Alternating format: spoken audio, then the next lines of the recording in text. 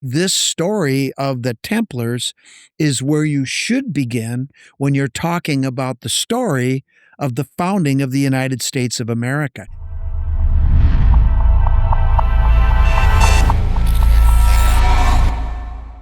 Welcome to the Symbolic Logic Conversation, where consciousness and curiosity interweave into discussion. This is All Square Podcast. I'm your co-host for the evening, R.L. Franks. Joining me, UFO on the level, Jon Majerowski is joining me, and we have our brother, Scott Wolter, author, forensic geologist from Minnesota, who is here to talk about one of his latest books. You've seen him on the hit show, America Unearthed. Let's learn more about our brother, Scott Wolter. Thank you for joining us, Scott. Thank you for having me. I can't believe I finally got through all that. You did a great freestyling. job. I was just waiting to hear archaeologist, and I didn't, so I'm happy. You're right. You're absolutely right. There's only a few takes. You did well. Thank you. Thank you. That's a movie magic. Scott, what brought you to the fraternity? Let's just kick it off like that. Well, it all started with the Kensington Runestone back in July of 2000 when I was minding my own business, running my materials forensic laboratory, American Petrographic Services, which were still in operation and doing quite well now that I've semi-retired, and business has been really good. But at that point, I'd been running that lab for about 10 years, and this strange artifact came into our lab. I was approached and asked if I would conduct a forensic evaluation of the Kensington Runestone, and I said to the person, "What's that?" I'm asking that same question myself right now. Well, it's very famous in Minnesota, and if you come from the world of alternative history or controversial history, you will know what the Kensington Runestone is. And basically, it's a 202-pound stone that was unearthed by a Swedish immigrant farmer named Olof Oman in the fall of 1898 when he was clearing trees in preparation for farming on the property that he was homesteading. And he found this rock with his two sons, oldest sons, Olof Oman Jr. and Edward. And it was Edward, the younger son, who was 9 years old, about to turn 10, who first noticed that there was a long inscription that turned out to be carved in Scandinavian runes. There's 9 lines on the face side, 3 on the split side. And it was taken to Scandinavian scholars at the time who, frankly, now we know, had no idea what they were looking at. And instead of saying those 3 little words, "I don't know," they said, "Oh, it's a hoax." And it was perpetrated by the farmer. How convenient, right? Right. And so that started that's how it started off on the wrong track from the very beginning.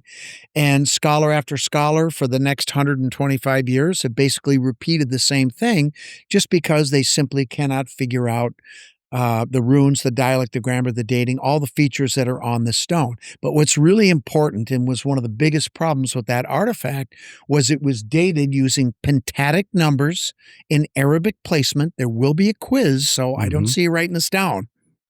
I got it right. Okay. So it was backwards. It was Arabic. It was backwards. But it's dated 1362, which of course is 130 years before Chris. Mm-hmm. You know, the guy that never set foot on the land we now call the United States of America, that supposedly discovered it. Yeah. Mm-hmm. I mean, we know that's nonsense now, but this thing really threw a wrench in the accepted paradigm of the history of North America, and it still does to this day. But anyway, that came into my lab. I did a forensic study. I compared the weathering of tombstones of known age that had like mineralogy, same mineral composition, grain size, same weathering environment, and I concluded that the weathering of the inscription was older than 200 years because on the tombstones, they began to come off after 200 years. On the runestone, they were gone. So it's older than that. And What's that's the stone all I made can out of? say. I've never asked that question. Okay. Again, write this down because there will be a quiz. It's a Paleo-Proterozoic meta-greywacke. So it's a dirty sandstone, a texturally, mineralogically immature sandstone that has been cooked and heated through metamorphism. So it's a very strong rock, a very durable rock. But for me, the thing that was really key, and the rock is the key, Hmm. is that it had a lot of minerals for me to choose from Ah. to potentially do some relative age weathering work. And it actually worked out beautifully. And so I concluded that it was authentic because they claimed that it was a late 19th century hoax, Hmm. and that 200 years and older than 200 years is from 1898 when it was pulled out of the ground, because it hasn't been in a weathering environment since. Right. So you go back from there in, upstate Minnesota, and you've got nobody there in the latter, the late 1600s. There was nobody there. So, it's either a late 19th century hoax or it's not. And I said, it's not, therefore it must be genuine. And that's when all the trouble started. How did you even get into this subject? Well, what happened was there was a guy down in Texas who was a linguist. His name was Dr. Richard Nielsen, and he was also an oil engineer, worked in the oil business. But he's Danish, and when he was trying to learn the Swedish language when he was a young man, he decided to study the Kensington runestone. So he became very versed in the history of the stone, and he studied the language, and he started to figure things out and say, well, these things did exist, and maybe this thing isn't a hoax. But what he realized, to his credit, is that what would he thought convince people is if there was a hard scientific investigation that would prove that it was authentic, instead of the language, the runes, the dialect, and grammar, which is more of an art form in some ways, not hard science. So he went to the University of Minnesota Duluth, where I graduated from college, went to the geology department. He talked to my old professors, and they said, call Scott Wolter. How old were you at this time? I was 40. Geez, it's been 25 years. I'll be 67 next week. So 41, I think. Happy birthday. Pardon? Happy birthday next Thank week. you. Thank you. And this is before you were a Mason. Long before I was a Mason, yeah. Wow. Yeah, this is 2000. And so when I published my findings, I remember saying to myself, oh, good for them. They got one, right? And you have to understand, in the work I do, mainly in the construction field, and then the next year, of course, we worked at the Pentagon looking at all the fire damaged concrete from the jet fuel fire that happened on 9/11. Wow. So we've done a lot of really interesting projects. I've worked on murder cases, all kinds of things. But the runestone was really a challenge, and it was fun. And then when I finished and I thought, well, good for them, they got one, I thought that would be it. But then the backlash came, and it was hard, it was nasty, and it was personal. And so that when that happened, I kind of said to myself, okay, I'm not perfect. Maybe I made a mistake. Point it out. I'll fix it. I didn't make a mistake. They just didn't like the result. Well, that's when I said, tough hop, people. Sometimes life doesn't go your way. So that's what happened. So did you just, ever since you were little, wanted to become a new term that I heard today, forensic geologist? No. Actually, I went to UMD on a football scholarship. I wanted to play pro football. And I had a really good career as a linebacker up there. We won 2 championships, and I did a pretty good job. I did try out for a couple Canadian teams, but something wrong with all of us that don't make it. But I did play 4 years of minor league ball, and I had a great time with that. But when I was in college, I remember my freshman year, I took a course called Rocks for Jocks, intro to geology, right? Rocks for And at the time, I really wasn't, paying attention to class. I was more concerned about football. And then I took an intro to geology class with a professor named Charlie Match, and he was really good. He He made it fun. He explained things in a way that was engaging but made sense. And I loved the logic of it all. And I always had an interest in landforms and mountains and rivers. And, why is this here? Why is that mountain there? Why is that hill there? And geology just fit in my brain. It all made sense. And then I remember at the end of that class, Charlie had a meeting with every person in the class, a one-on-one meeting. And I remember when it was my turn to have a meeting with him, I went into his office and he said, Scott, you have a talent for this geology, but I don't think you could do it. Oh, challenge. We had that kind of a relationship, right? Right. And of course, I'm laughing to myself and I'm like, oh, really? Well, if I was interested in pursuing a degree in geology, what should I do next? He said, well, I'm teaching a 3,000 level geomorph class next quarter. You might want to think about that. And I went, I'll think about it. As soon as I got out of there, I sprinted down and I signed up and I took that class and I got an A. Wow. And then towards the end of that quarter, after class one day, I said, Charlie, I want to have a meeting with you. Oh, nice. And he's like, oh, really? I said, I'll meet you in your office. And so we go up there and I said, I'm kind of thinking I might pursue this geology thing, but I'm only going to do it on one condition. He goes, condition? And I said, yep. And he goes, what's that? I said, if you'll be my advisor. And he shook my hand and that was the start. Nice. Wow. So, and the other thing that I want to say about Charlie, because he's not with us any longer, but, he knew my dad. He knew my mom and he knew my my situation when my dad died tragically. And I told you guys about the hate blogger and that whole thing. Yeah. And Charlie was one of those guys that was pestered about that. And, I was very fortunate to have a mentor like that. Right. My coach was a mentor, and I had another mentor who was in my agate hobby. But Charlie was the one that really got me going and helped me find that career path that I'm still pursuing to this day. And I've had more fun than any person can possibly have. And the runestone wouldn't have come into my life if I hadn't studied geology, and I wouldn't be sitting here with you guys, and I wouldn't be calling all of you guys my brothers. So we need to thank Charlie for that. Yeah. Absolutely. It is fascinating, isn't it? Because we met a few months ago. You've known Jon longer than me, longer than I have, and we were at the High Council conference for the Rosicrucians, and it's just something to say about mentors in your life, whether they're in the fraternity or not, how they have such a positive influence and they see something in you before you can see it within yourself. 100%. Right? Yep. And that's exactly what Charlie did. Yeah. And I remember when the runestone came into the lab,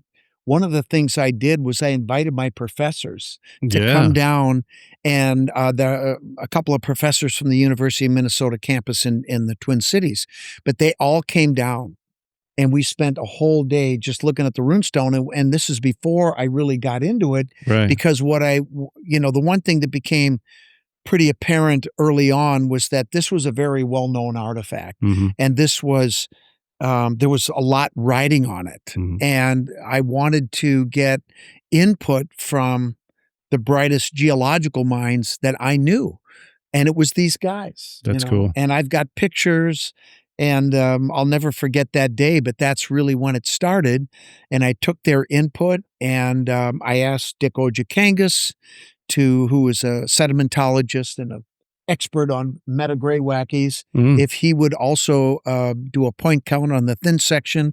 I did my own, and we were spot on together. So if I could match my professor, I must have been doing something right. Right. So, but this goes back to this whole mentoring point that you were making. I feel so fortunate to have had not just him, but like I said, my coach was a great mentor, and of course my dad until he passed, and George Flame is the other one. So I've been really, really fortunate, and I'm grateful for that. When after you were doing all your research with it's called the Kensington Runestone. Mhm, Yep. yeah. Where did that lead you next? Okay, well, remember I told you about the pushback, and Right. it was nasty, Mhm. and it was obnoxious. I And said, I got a feeling that you don't back down from the fight. no, well, no, I'll back down from a fight if it's not something to fight for. But right. this was something to fight for. Exactly. And yes. I wasn't in a position where I could frame people up and put them on the ground, so I had to do it a different way. So the bottom line was, I said to myself, look, I trust rocks. I don't trust some people. Rocks don't have agendas. Rocks don't give a shit. They just are. hmm Rock told me it was real.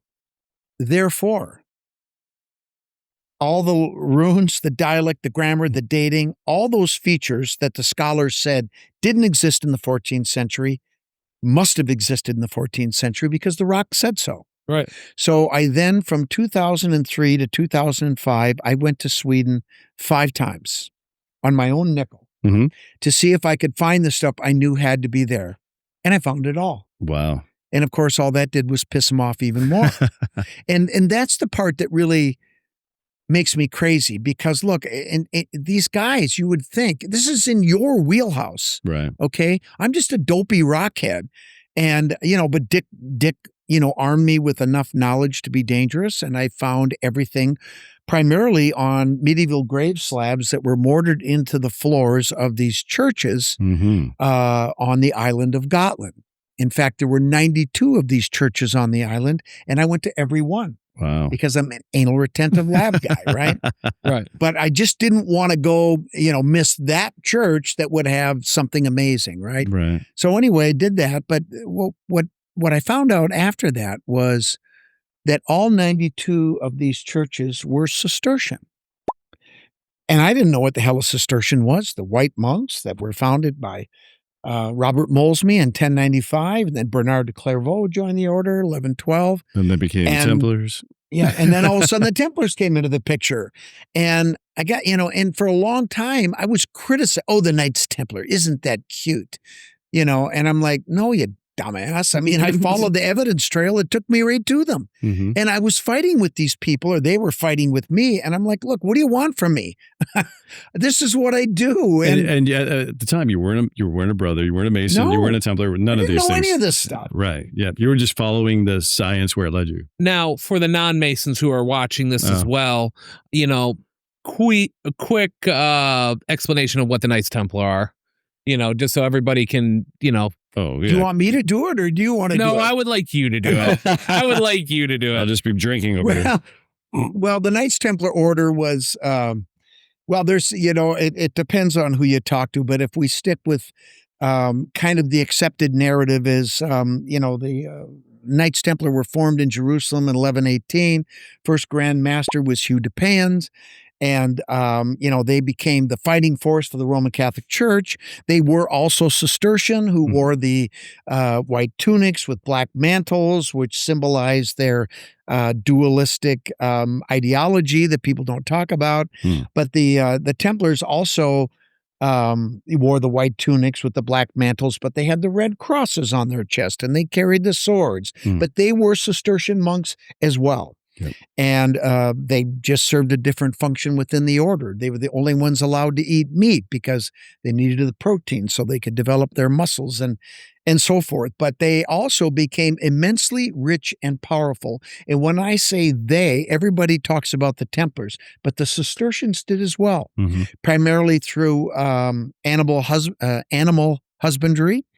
What's that? Just for Mike's gonna have a field day with our little fun fact pop-ups. Okay. I mean, he is gonna love this. Animal husbandry is basically they tended large flocks of sheep. Okay. And they would shear the wool for clothing, and they would sell it in their fairs. And of course, the meat they would use for the Templars, and the sheepskin was used for vellum, where they would copy down in the scriptoriums manuscripts over and over and over.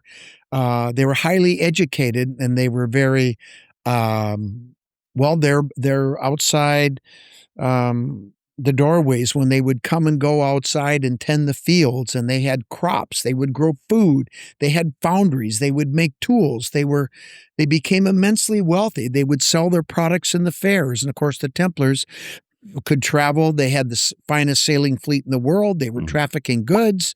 And I mean, it was an international business that people don't have realize how successful they were. And think about this. Robert Molesme started the order in 1095 when there was one abbey at Citeaux in France. Okay. Bernard de Clairvaux joined the order with 30 family members, including 2 of his uncles, who were Hugh de Payens and some of the first Grand Masters.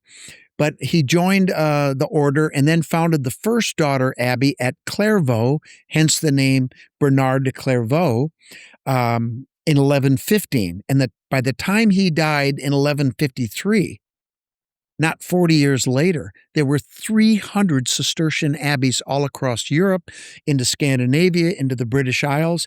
And by the time the Templar order was put down in 1307, there were over 750 Cistercian abbeys all across Europe into the Holy Land. So you're talking about the most successful monastic order in history, and nobody knows who they are. But they also were in part comprised of Knights Templar. Mm-hmm. Wow. Did you know that? No. Is that amazing? It's incredible. I don't know why we don't talk about it enough. Well, we don't talk about it enough we need because- to talk about it because Yes, it's we an do. important There's a part very of important medieval reason history. we don't talk about it is because at one point the church decided that we shouldn't be talking about it anymore, rounded up all the Templars at dawn and tried us for heresy. I believe that was October 13th. Yes, Friday the 13th. Friday mind the you. 13th. It's the same day I was 1307. raised as a Mason. No way. Yeah, I was October raised 13th? Ooh. Master Mason. Yeah. Was Nice. it October the 13th? It was Saturday, but yeah, it was October 13th. Wow. Do we want to talk about the number 13? Of course. We should. It's one of my favorite numbers. Well, it's interesting because the order was written by Bernard de Clairvaux, and the Templars became official at the Council of Troyes in Troyes, France, on January 13 Mhm. of 1129. Okay. And it's not a coincidence that they were put down on that same date. Mhm. And of course, people go, well, what's the thing with 13? That's bad luck, right? You talked about how the church would Yeah. demonize anything associated with the Templars and that ideology, their true ideology, Right. which is something that the world doesn't really understand. Mhm. But it goes back to veneration of the ancient goddess. And you know the old phrase, as above, so below, Oh, right? yeah, Well, right. the physical manifestation of the goddess in the heavens is the planet Venus, Right. who they revered. And without going into too much detail, which I'm happy to do, but the bottom line is we see something called the Fibonacci sequence that's associated with the planet Venus, with the moon, and with all life in the universe.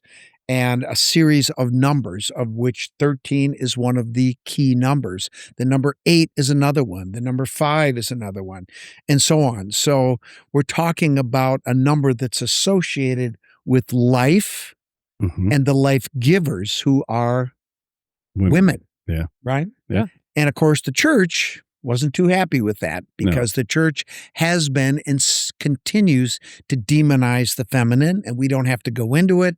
People are well aware of that, but I think they need to think about context. Why is that happening? Yeah. And it boils down to manipulation and control. Mhm.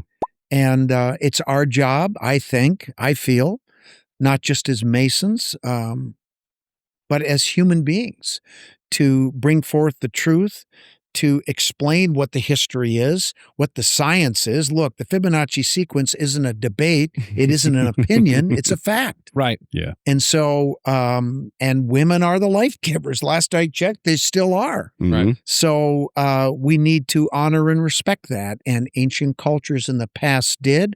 Our true tradition did in the past and does to this day. And it's important for people to know this and understand the signs, symbols, and tokens that we as Masons understand. Right. But I disagree with some of my brothers that a lot of this information needs to stay within the craft. And I just don't agree with that. I think now more than ever, the world needs to know these secrets. These aren't secrets. This is just truth. Right. And so, so there you go. Yeah. There's the number 13. I appreciate that. Something that's has always been an interesting topic. When the Templars were rounded up and Jacques de Molay, was put to death, and they tortured him and did all this stuff, and that's where we kind of got that stuff, the Baphomet and everything. Right. When everybody went underground and the ships were gone, it's interesting when I look out of all the countries in the world, Switzerland has an inverse cross and with the colors from what the Knights Templars did use, correct? White and black. Yeah. Oh, it was white and black? Okay, I thought it was red and white, and then the Switzerland's flag. No, you're right. I'm talking about the black and white, the dualism. That's my mistake. Yeah. Yep. And when you look at the Swiss flag, the colors are inverted from what the Knights Templar used, and that typically meant in old times a sign of distress. And we also know that the Knights Templar, Switzerland has also been well known for their banking system. Right. So is it a Templar stronghold, do you believe? Or is it just a coincidence? Where it started, where you think it. Well, I will preface this by saying that is not an area that I've dove the deepest. Sure. I know enough to be dangerous, and I know that banking system is something that goes back to the Templars, but they weren't the ones that invented it either. I mean, some of these practices go back to the Arabs that they were interacting with back in the Holy Land when they weren't fighting each other, right? It's kind of that tradition that I think we've all heard stories about during the Civil War, World War I, World War II. You're in a foxhole and your enemy's there, and he gives you a certain sign, you know that he's a brother. You are obligated to provide aid and assistance to him. Right. And so many people that probably would have been killed because they were Masons and another brother came upon them, they provided aid and assistance. Santa Anna, the Mexican general that defeated, all the Americans at the Alamo, right. That's how he was saved. His life was saved about a month and a half later. And he put on his Masonic apron, he gave the sign of distress, and his life was spared. But that tradition goes all the way back to the Templars and the Arabs back at the time of the Crusades. Wow. Yeah. I have a theory, too, that I've been playing with about secretism, and it's a term that basically where you mingle all the ideas from, different disparate religions or, practices and things like that. And at the time, the Templars were global. We talked about that. They were global. Yep. They were all over. And the craft at the time probably was global as well. So we had the traditions from different disparate civilizations. So you had Arabs and things at the time that were congruent to Templarism. So they probably met. They probably shared the traditions, and a lot of the traditions came with the Templars. And vice versa, right? And some of those went across the board. And I think the Templarism probably brought along with them a lot of the Eastern traditions, and incorporated into their traditions, and eventually, became part of the tradition as we know it today. Well, absolutely. And also the allegory of the first Rosicrucian Manifesto kind of alludes to that as well. Yes, it dealt with these German monks who believed that science and religion was corrupt, and we had to create a new Reformation. And we had this man named Christian Rosenkreuz who was grown up in a monastery, who traveled with his mentor over to Arabia and learned, the Arabian taught. I mean, it's kind of like hinted at, I think, from the Fama Fraternitatis, which is the first Rosicrucian Manifesto. Right. Well, and not just that. One of the things that was 1616, I believe, when that manifesto came out. Right. Well, and that's relatively recent when it comes to Templar history. But the other thing that I think, we talk about in the new book is the interaction between Templars, medieval Templars, or, circa 1400 era Templars with the indigenous people who practice Freemasonry just like we do. In America. Really? In America. Right. Oh, yeah. They call it the Medewin. Yeah. And I participated in their sweats, and I've talked to them about it. I've talked to them about the Templars. They know all about the Templars that were coming over here. Absolutely. They have a 3-degree system similar to ours. Yeah, they do. And actually, I compared the rituals of modern Freemasonry. This was before I was a Mason, by the way. This is amazing, right? That's amazing. That you did Really? this. In Yeah. Akhenaten to the founding fathers, and I compared the rituals of the Medewin with Freemasonry. Before I was a Mason. Before you were even a Mason, yeah. Yeah. And one of the things that's cool is when they are raised, they have, it's very similar, but what's different is they have what's called a magis shell, and they put it in their mouth. It's like the life force. And when they are allegorically killed, that shell comes out. Wow. But then when they are raised, it goes back in, and they are raised and they are reborn. Wow. The life is brought back into them. And it's crazy. I mean, and their lodges are laid out with the same dimensions. They have a Tyler, the equivalent of a Tyler, Right. who watches in a little bear den. Their processions follow the track of the sun, just like ours. And actually, ours follows the same as theirs. Wow. They've been practicing Freemasonry for tens of thousands of years. Do you believe and they still do. Is it a synchronicity with human beings that we all just have these certain rituals and A collective stuff that consciousness. are just collective consciousness? I would yeah. absolutely say yes. Yeah. In fact, I know that's true. I mean, in my heart, I know that's true. Yeah. And so, this whole idea of Freemasonry being invented in 1717. I mean, we all know that's Yes, ridiculous, yes. right? Yeah. Of I course, mean, that's not true. That's where Right. the official, that's when the official grand That's body. when the 4 lodges in England combined it. But it's been Forever. These rituals have been around forever. Yeah. Yeah. What is it with human nature and rituals? Is it a sense of connection with everything?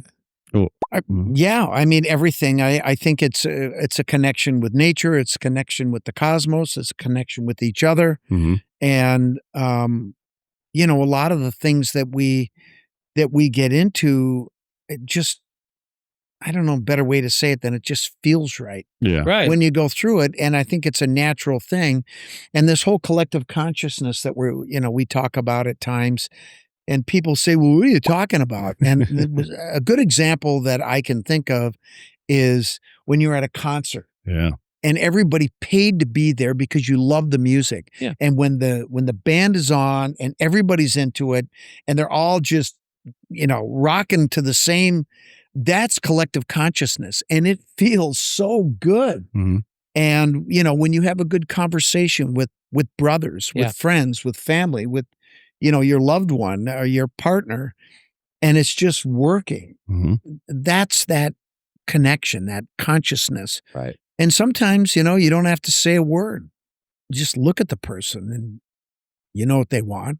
Usually I look at my wife and she goes, oh, he's hungry. That's it. Speaking of which, you've been in this, you've been a part of so much, all these different cultures, runes, everything.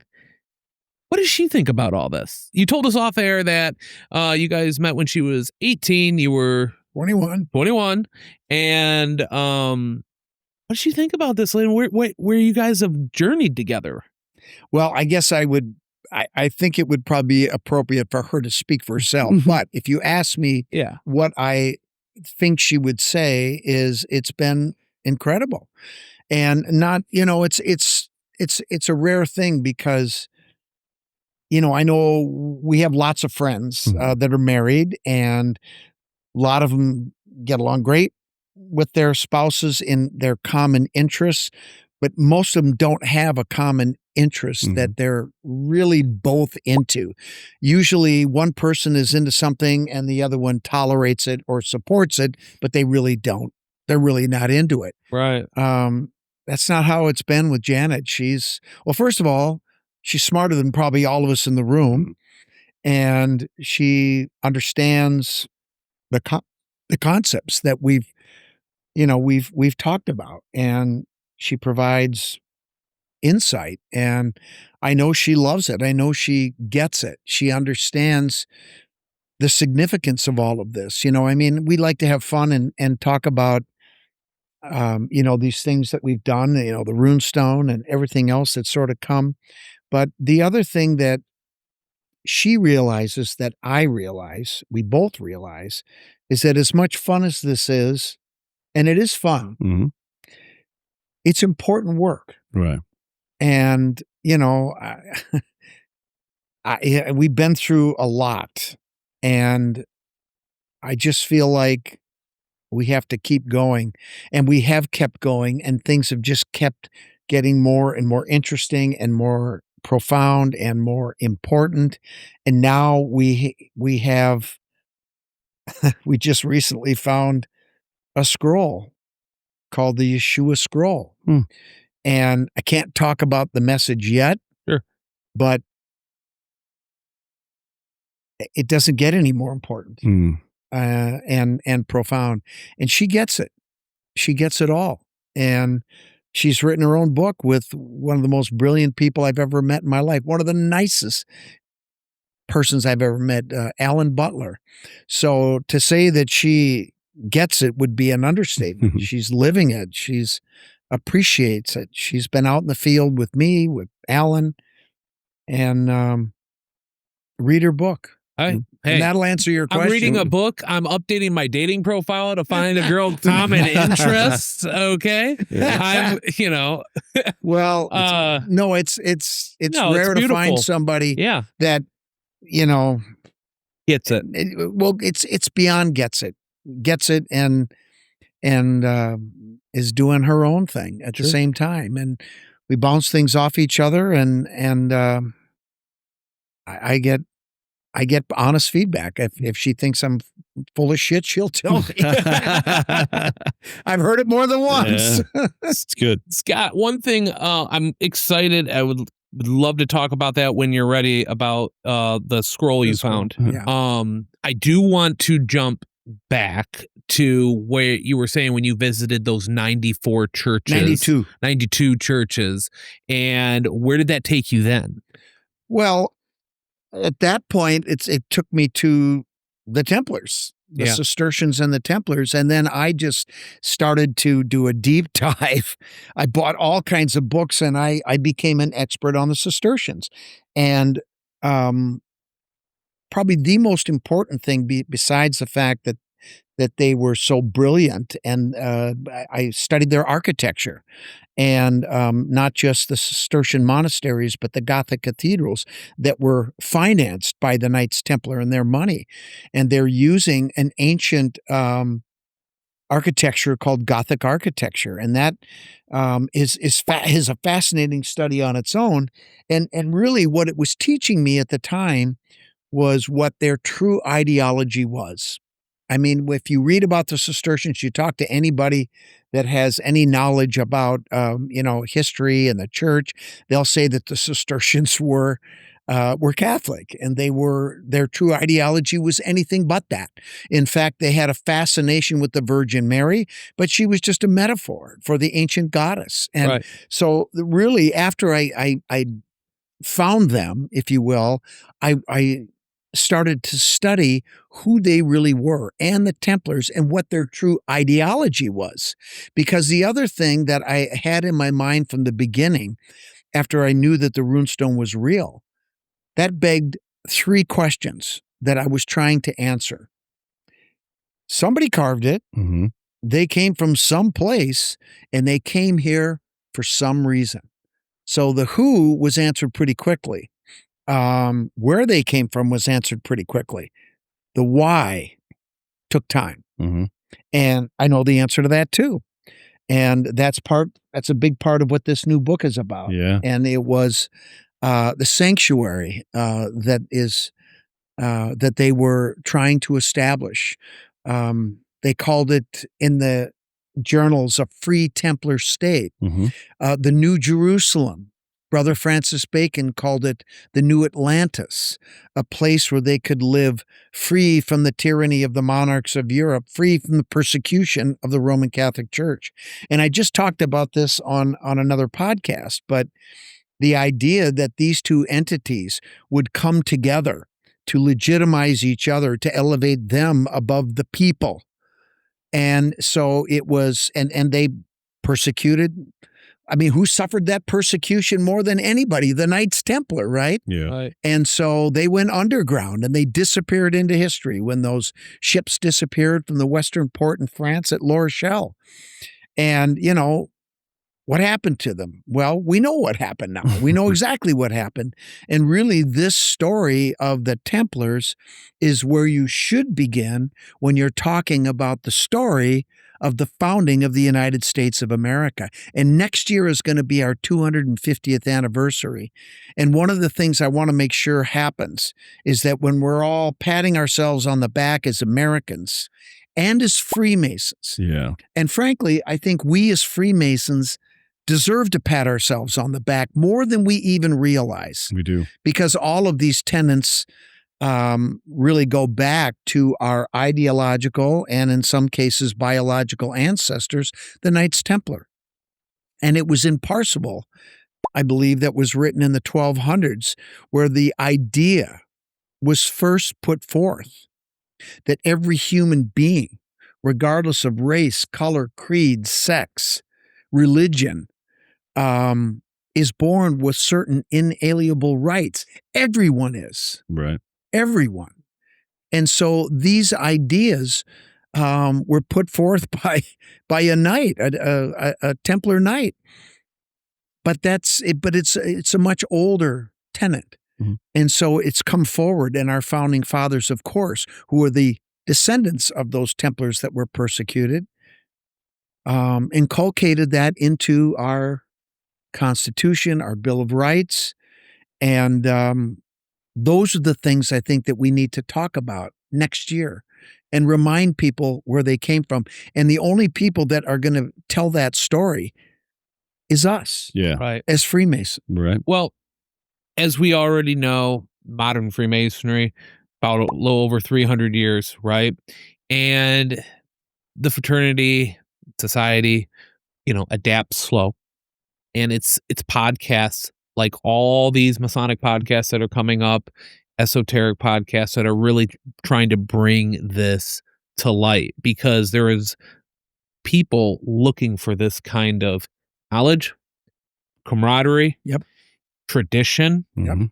ritual that takes us back to our ancestors. And that's why I, like with my podcast, what Jon champions over at UFOs on the Level, we're just there showing that light. Yeah. And it's the great works that inspire when I was younger watching your show, right? And other shows, and watching these podcasts from Joe Rogan when he had all these different guests on. Right. It's truly remarkable. I feel like we're at the stage of an awakening. I couldn't have said it better myself. We were talking about this before we started. Yeah. I didn't find out my dad was a Mason until after he died. Yeah. When they gave me his ring, they cut his ring off, they gave it to me. And then when I went home, I said, Mom, what's this? And Dad always wore it. And she said, well, your dad was a Shriner. And I said, what's a Shriner? She goes, oh, he was a Freemason. Like I knew what that was. Yeah. And I didn't know. And, frankly, there have been times when I get pissed because I'm like, Dad, what the hell? Mhm. But it was that post-World War II generation Yeah. of Freemasons that were very secretive about the craft and, the idea, and it's still around today that, to become a Mason, I hear young people say, well, how do I get invited? You don't have to be invited. Well, that's the thing. So Yeah. me and Mike's been on this journey together now for almost 3 years, and Masonry's done a lot of amazing things that we just talked about. But Yes. the one thing we haven't done, and we have done really bad, and I announced this at the High Council meeting when I gave my presentation, we've done a really bad job in articulating what it means to be a Freemason Yeah. and how to be a Freemason, because Right. you don't need to solicit a membership. No. You just need to be able to articulate it. And I think there were men who enjoyed what they had in the World War II generation, but there was a lot of men who didn't know what to say because nobody taught them. Right. We go back to the mentorship in the Right. beginning. Yeah. We go back to how if you take on a new member of the lodge, a candidate, an entered apprentice, you should be able to not just have them regurgitate some exam for proficiency. You need to be able to even challenge them at times so they can articulate it to other people. Right. Because there are people, we are all examples. We are all a light, and there are men in the darkness looking for the path for our fraternity. And we can do that if we learn how to articulate it, which is something that All Square is really one of many podcasts have really been trying to do. Well, you know, that's you've done amazing work. And just in my podcast alone, I think that I can count 3 or 4 men now that have become brothers, because just from reaching out to me saying, hey, I like what you do. I like masonry. I don't know anything about it. What do I do? How do I do this? Right. And where do I go to my lodge? Where do I, how do I do this? And all different states all over the U.S. Just, okay, let me help you, and go. And then these brothers come back to me and they're like, oh my God, this is the coolest thing I've ever found. And I wouldn't know how to have done that until I found your podcast and I reached out, and it was like, it shouldn't be that hard, right? No, it shouldn't be that hard. It shouldn't be that hard, right? Sorry, Scott. Yeah.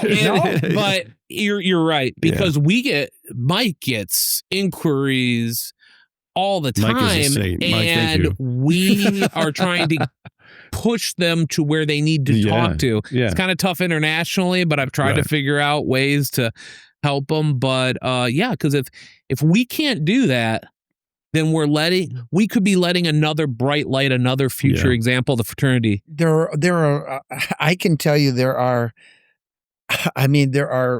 probably millions of really bright young men that are out there that are looking. I mean, this is their home. This would be their home if they knew how to find it.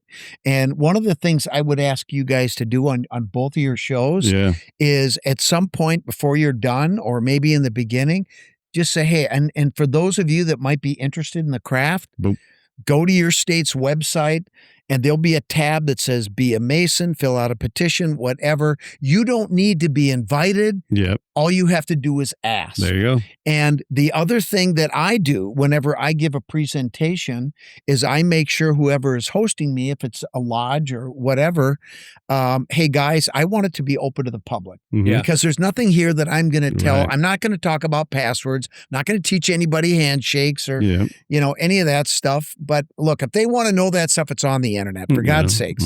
But we just don't do that, because if we can't keep that stuff secret, what can we keep secret, right? How can you be trusted with something else? But I always make it open to the public, because you never know, there might be some great brothers out there, or potential brothers that just need to come in. They get excited hearing about it, and they come up to me afterwards. What do I need to do? And we might, if we get one guy that comes to a lecture that otherwise is closed, right? We have a tiled present. No, open it up. I want people, and this isn't just for us; it's for everybody. It's for everybody. There's a good segue here, because we talked about this before the podcast. Was you waited a really long time before you became a Mason. You understood, you studied the craft for years, 10 years or more. 10 years. And from the outside, and due to the show, and you didn't want any type of stigma by, being favorable to the Masons, whatever, you kind of stepped back. Well, I wanted to be, because I'm an independent, of course, forensic geologist, and I can't be an advocate for anybody. I was thinking the same thing. Yeah. So looking back, those 10 years, the ideas that you had prior to becoming a Mason, how does that compare in your mindset for people that are thinking about becoming a Mason or not? I mean, you had all these ideas, you did the research, you did the work, but then you became a Freemason. How did that change for you? Well, I was convinced by the evidence, if you will. And because I was, like I said, I was studying the Templars, the Cistercians, what their motivations were, and Freemasonry was just woven, within it. And that's one of the things that kind of told me that Freemasonry and Templarism, one is an outgrowth of the other. And I know that's true now.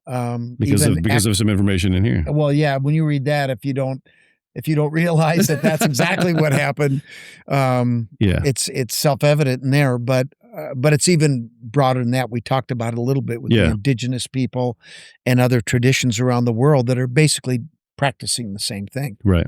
So, but when I started studying it, I found it to be so moving, so enriching and enlightening. I mean, we use that word a lot, but it's true. It is true. Light's just another word for knowledge.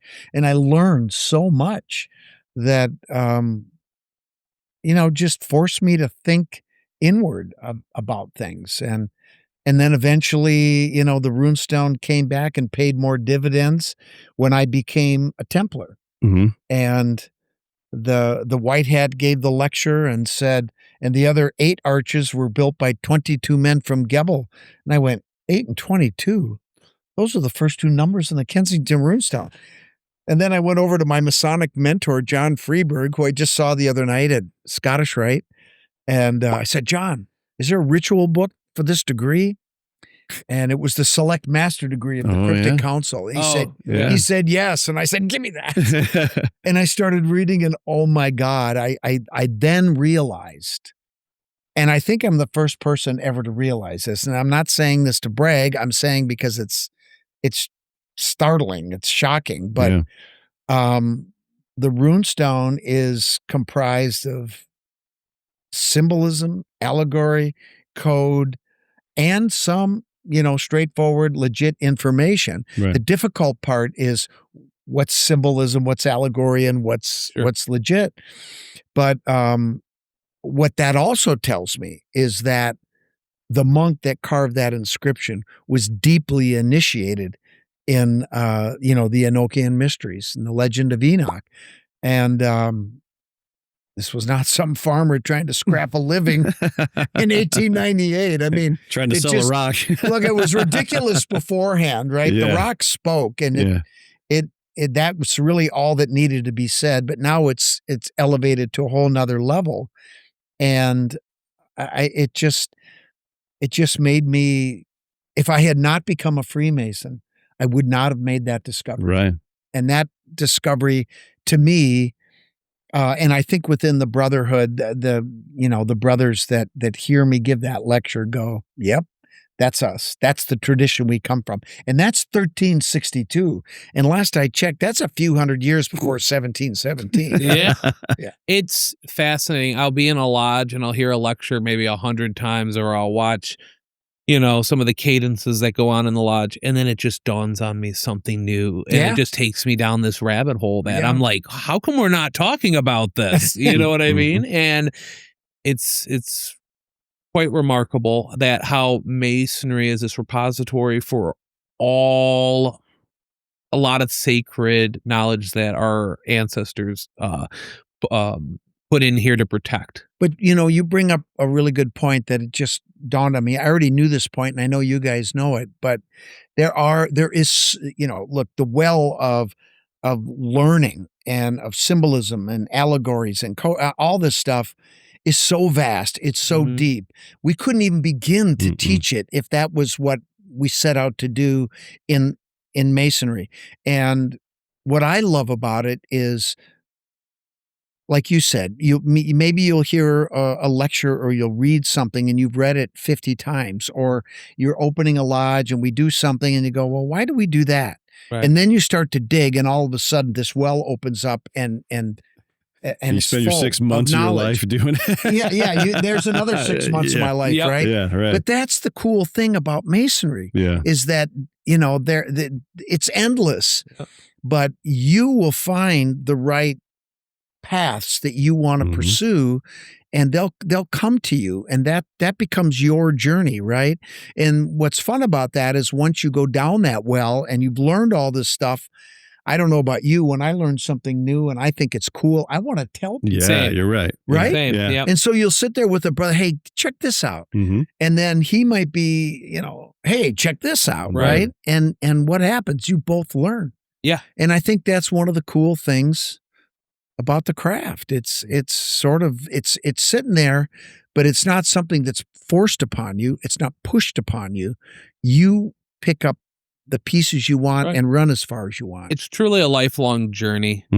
And the cool thing is Masonry doesn't say it's an old white man's club. Yeah. Everybody comes from, you have people of all different faiths, You also have military veterans. You have nerds. You have jocks. You have Prince Hall. You have everybody, and everybody brings a different lens to what they love. And it's like, oh, I'm decoding it this way. Oh, I'm understanding this symbolism this way, and talking and having that communication and be able to articulate it.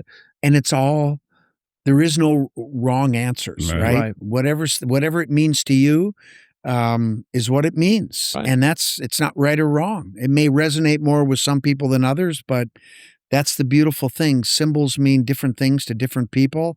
And in many cases, it's just endless. Yeah. You know? But I think the cool part is that it ties into history, and to the point where our symbols and our practices pretty much haven't changed over millennia. Yeah. Where you could say, and that the people that were practicing the same and doing the same things we are now were doing it thousands of years ago.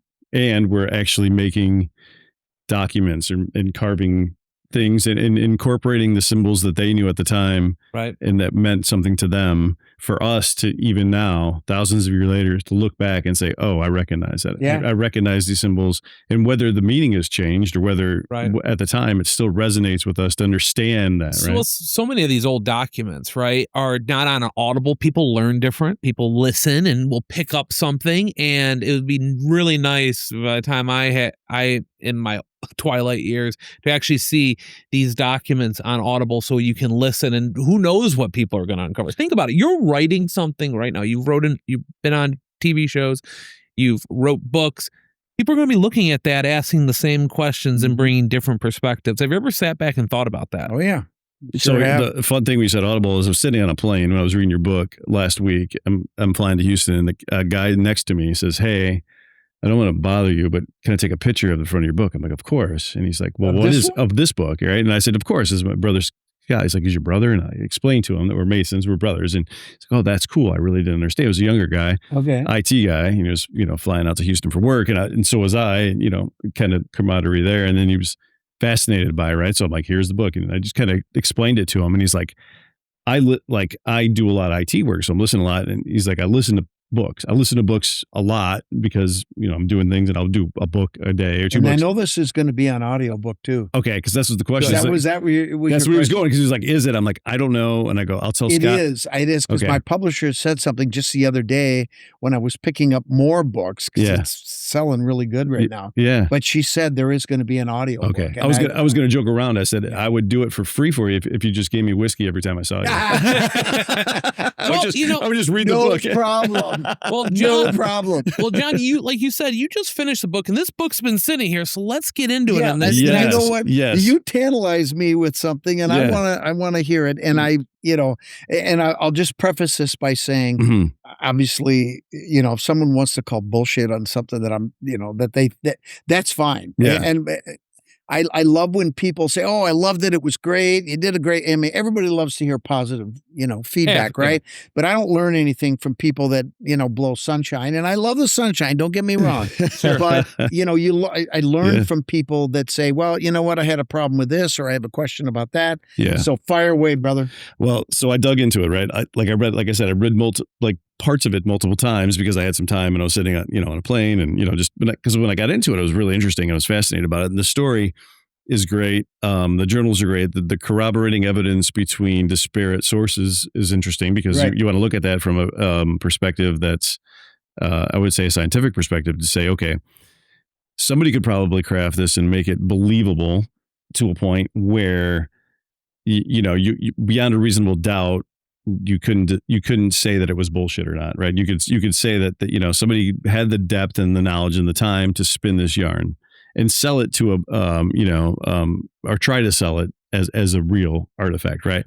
But some of the things that, unless you had knowledge of the craft, knowledge of numerology, and almost an endless list of things that would comprise, and some deeply esoteric stuff, very, very that deep, even most Masons don't know. Exactly. That wouldn't make sense, right? It wouldn't make sense. The other part of it is the mystery of the person who brought the documents, Diana, right? Is that her name? Well, there's no mystery about her. Well, she is a pathological liar, and she's a thief, and admitted. Right. thief. And she didn't admit that for many years. But when she did, it all made sense and started, to look. She came to me in July of 2016. hmm It's going to be 2026 here in a few days. Right. So it's almost 10 years that I've been vetting these journals. Mhm. And the biggest problem I've had, frankly, is her. Yeah. Because she is educated. Mhm. She's a genealogist. Mhm. She's Does she work with the Mormons at some point? Is she she Mormon? was Mormon. She was Yeah, Mormon? she Okay. was Mormon, and had some run-ins with other people in her faith, Mhm. and she's also had some run-ins with the law. Mhm. So she's the biggest issue that I have. But Mhm. And just for context, yeah, for the people who don't know but will be getting your book, we'll be putting that link out there too. Sorry. Who is this again? Who is this? this woman her name is Diana Muir, Okay. and I'll just give you just a brief synopsis Yeah. of her story. Appreciate And it. I'm sorry. We just launched into it. No, No, it's no, fine. no, It's fine. No, it's fine. Yeah. But she said that she was doing research into her own genealogy, Right. and it looks like she's connected to the last guy to write in the journals, John Weems Jr. We call him Jr. because his dad was John also, and Mhm. we call him Senior. And she went to a small town in Tennessee called Greenville, Tennessee, and they had a very small historical society, genealogical society building that was basically a house that was, converted into, a facility for research. And she went there and asked about John Weems Jr. Now, you guys need to know I've retraced every one of her steps. Right. I've been to every place that she said. I've certainly been there. I've been down in the basement. And what happened was there was a young guy working there that day, and he said, well, yeah, I think we got something in the basement. And they went down, and there was an old chest that had been rescued from the local church that burned down in 1880. And the chest was partially burned. But anyway, they got it out, and inside was a leather saddlebag, and in the saddlebag were these little books and what she called a burrito, which was the lambskin map that was rolled up and tied up. And she started to look at these things, but it was late in the day, and she had driven over from Georgia for the long weekend. She said it was Mother's Day weekend, and she needed to get back. So the guy said, well, we got to close up here. And, so I'll close up. And then I got to put everything away. So when he went downstairs, she put the saddlebag in her bag and walked out. Wow. So she swiped him. Yeah, she took them. And Wiped them. you read it. Yeah. She admitted to it, right? Yeah. She admitted to it. Yeah. And I think that's why she probably did throw them away. Because well, first of all, let me continue the story and then we'll talk about what it means. So then she drove back home and she said, I pretty much forgot about him. I put him in the closet and I forgot about him until I watched an episode of your show. Yeah. And I mentioned, this was one we did with Steve St. Clair. Mhm. We talked about Earl Henry Sinclair and the legend of him coming over to North America. Yeah. And she said, I remembered the name Henricus Santa Claro in the journals. And then she said, then I sat down and I started to decipher them. And she used, Google Translate and Bing Translate. And she said, once I got into it, I couldn't stop. It was such a fascinating story. And she translated it all. Mhm. She originally contacted me in an email and basically said, Scott, I have the journals of Earl Henry Sinclair. And I'm like, sure you do. Click, delete. The next day she sent me another email and wrote essentially, no, really, I've got the journals of Earl Henry Sinclair. Sure you do. Yeah, Boom. And then about a week later, she said, no, I'm not kidding. And she had a couple pictures. Hi, Scott Wolter here. Nice to meet you. Yeah. Wow. So that's how it happened. But what I found out after that is that she had contacted the Curse of Oak Island show. The Oak Island guys, yeah. And they were sort of lukewarm on her, but they said, yeah, well, if you want to come up and see us, we'll take a look at it. Mhm. So she drove up to Nova Scotia, but when she got to the border, because she had had a previous felony and hadn't signed her passport, and I'm not sure if that's true or not, they wouldn't let her across. So she couldn't get to Oak Island. So what happened is she ended up calling somebody that she knew who was affiliated with the show that lived in the town where she was, I forget, Kingstown or something like that. And Jeffrey Irving, and he came across the border to meet with her. And he took pictures of everything and he looked at it. And so I talked to him in the beginning because, you know, after he or she met with him, then she went to Westford to look at the Westford Knight, the Westford Boatstone. Mhm. She signed in and I found her signature. You found her signature so on the that was thing? true. Yeah. And then she, you know, then we made plans to get together. I went down to Nauvoo and I looked at what she had brought and it was amazing. And So like when you had it in your hands, it was legit. it sure looked legit to me. Yeah. Now, remember, we talked about the Cistercians and their practice of copying documents. Yeah, of course. Is what I think the lambskin map was probably original. That linen paper journal, was that John Weems's handwriting? I don't know. Mhm. Subsequent to that meeting, I found out that there were copies were made. Of course. And so that may have been a copy of his writing. Mhm. So we just don't know. Right. Right. And we haven't done any testing because she threw them away. Which is However, bizarre. I do have 3 pages. Which is even more bizarre. Well, no, it's plausible. It's infuriating on one hand. Yes. But on the other hand, when you know her history, obviously, if that institution understood what they had, we'd know the story already. Right. Right? Yes. They obviously didn't know what they had. And it's understandable from the standpoint that 10 of the first 13 journals are written in Latin. Mm-hmm. Who reads Latin nowadays? Nobody. Right. And the next 2 journals were written in Old English. Right. That's even worse. Yeah. Yeah. So I can see why somebody probably, they were never really looked at carefully. And who knows what the history was. But in any case, it made sense to me that she, I hate to say this, probably did throw them away, because if they were found, then you could prove a crime. And she'd probably go to jail for the rest of her life. She's in her 70s. So wow. Even a short sentence would be pretty much the end for her. Right. Right. And she kept the 3 pages because they had signatures on them. Yeah. And she saved them, and then, but she gave them to us. And so we have them. Right. So that they could potentially be carbon dated. They could be forensically analyzed. And you know, and I haven't gone to that step yet, because on one hand, I thought maybe someday we might get a show, we could do it on a show. Yeah. And have it be a reveal, right? Of course, yeah.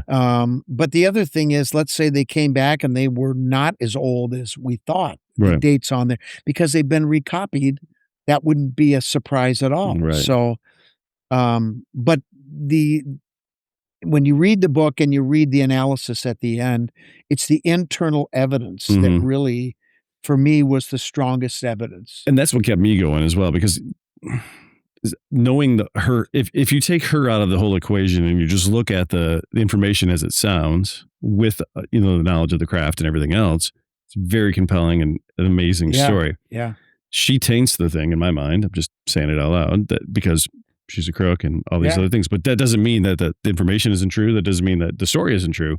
It just adds a wrinkle in the whole thing. Well, yeah, and that's why that's the first chapter. Of course. Because because you were like, and you do that right in the beginning. You're like, look. I'm not going to sit there and try to, oh, by the way, at the end, I got this problem. No. We take it head on, and then, look, if you want to stop here, stop. But, and again, like you said, there's so many things that are in the documents, the sacred numbers, the Fibonacci. I mean, somebody could know that. But they're probably, and a Mason just wouldn't do that. No. Even if it was a brother, I don't see a brother trying to pass this off as something that's legitimate. Yeah. That's not real. I just don't see it. Right. And I'm not saying that we're perfect, but I will say that there's a higher probability of a Freemason being more ethical than just the general public. That's my opinion. No, that's It's my opinion biased, as well. but it's probably true. Yeah, and you did a really good job with that and putting it all together, especially with the background of her and you vetting her and you basically calling her out the whole entire time. Well, and I asked her to write something up, She did, and then later I interviewed her. Yeah, And I did that for two reasons, as I said in the book. Yeah, One was, you ask somebody to tell a story, two different times, you're going to get a different version of the same story, and you might get some. I thought maybe she might add some more things that she hadn't told me the first time that would be important and helpful. right. And the other reason is I wanted to see if she told the same story. Jeez, Yeah. If she was lying. Yeah. You have to play detective, forensic geologist. I mean, literally, Yeah. wear many hats in And, this. and make no mistake, you can say what you want about Diana, but she's not a stupid person. She's very intelligent, but she's been very forthcoming about her troubled past. And I've gotten very upset with her. Janet can tell you there have been times I lit her up. I say, "What the are you doing, Diana? Jesus, you're your own worst enemy." Yeah. But you know what?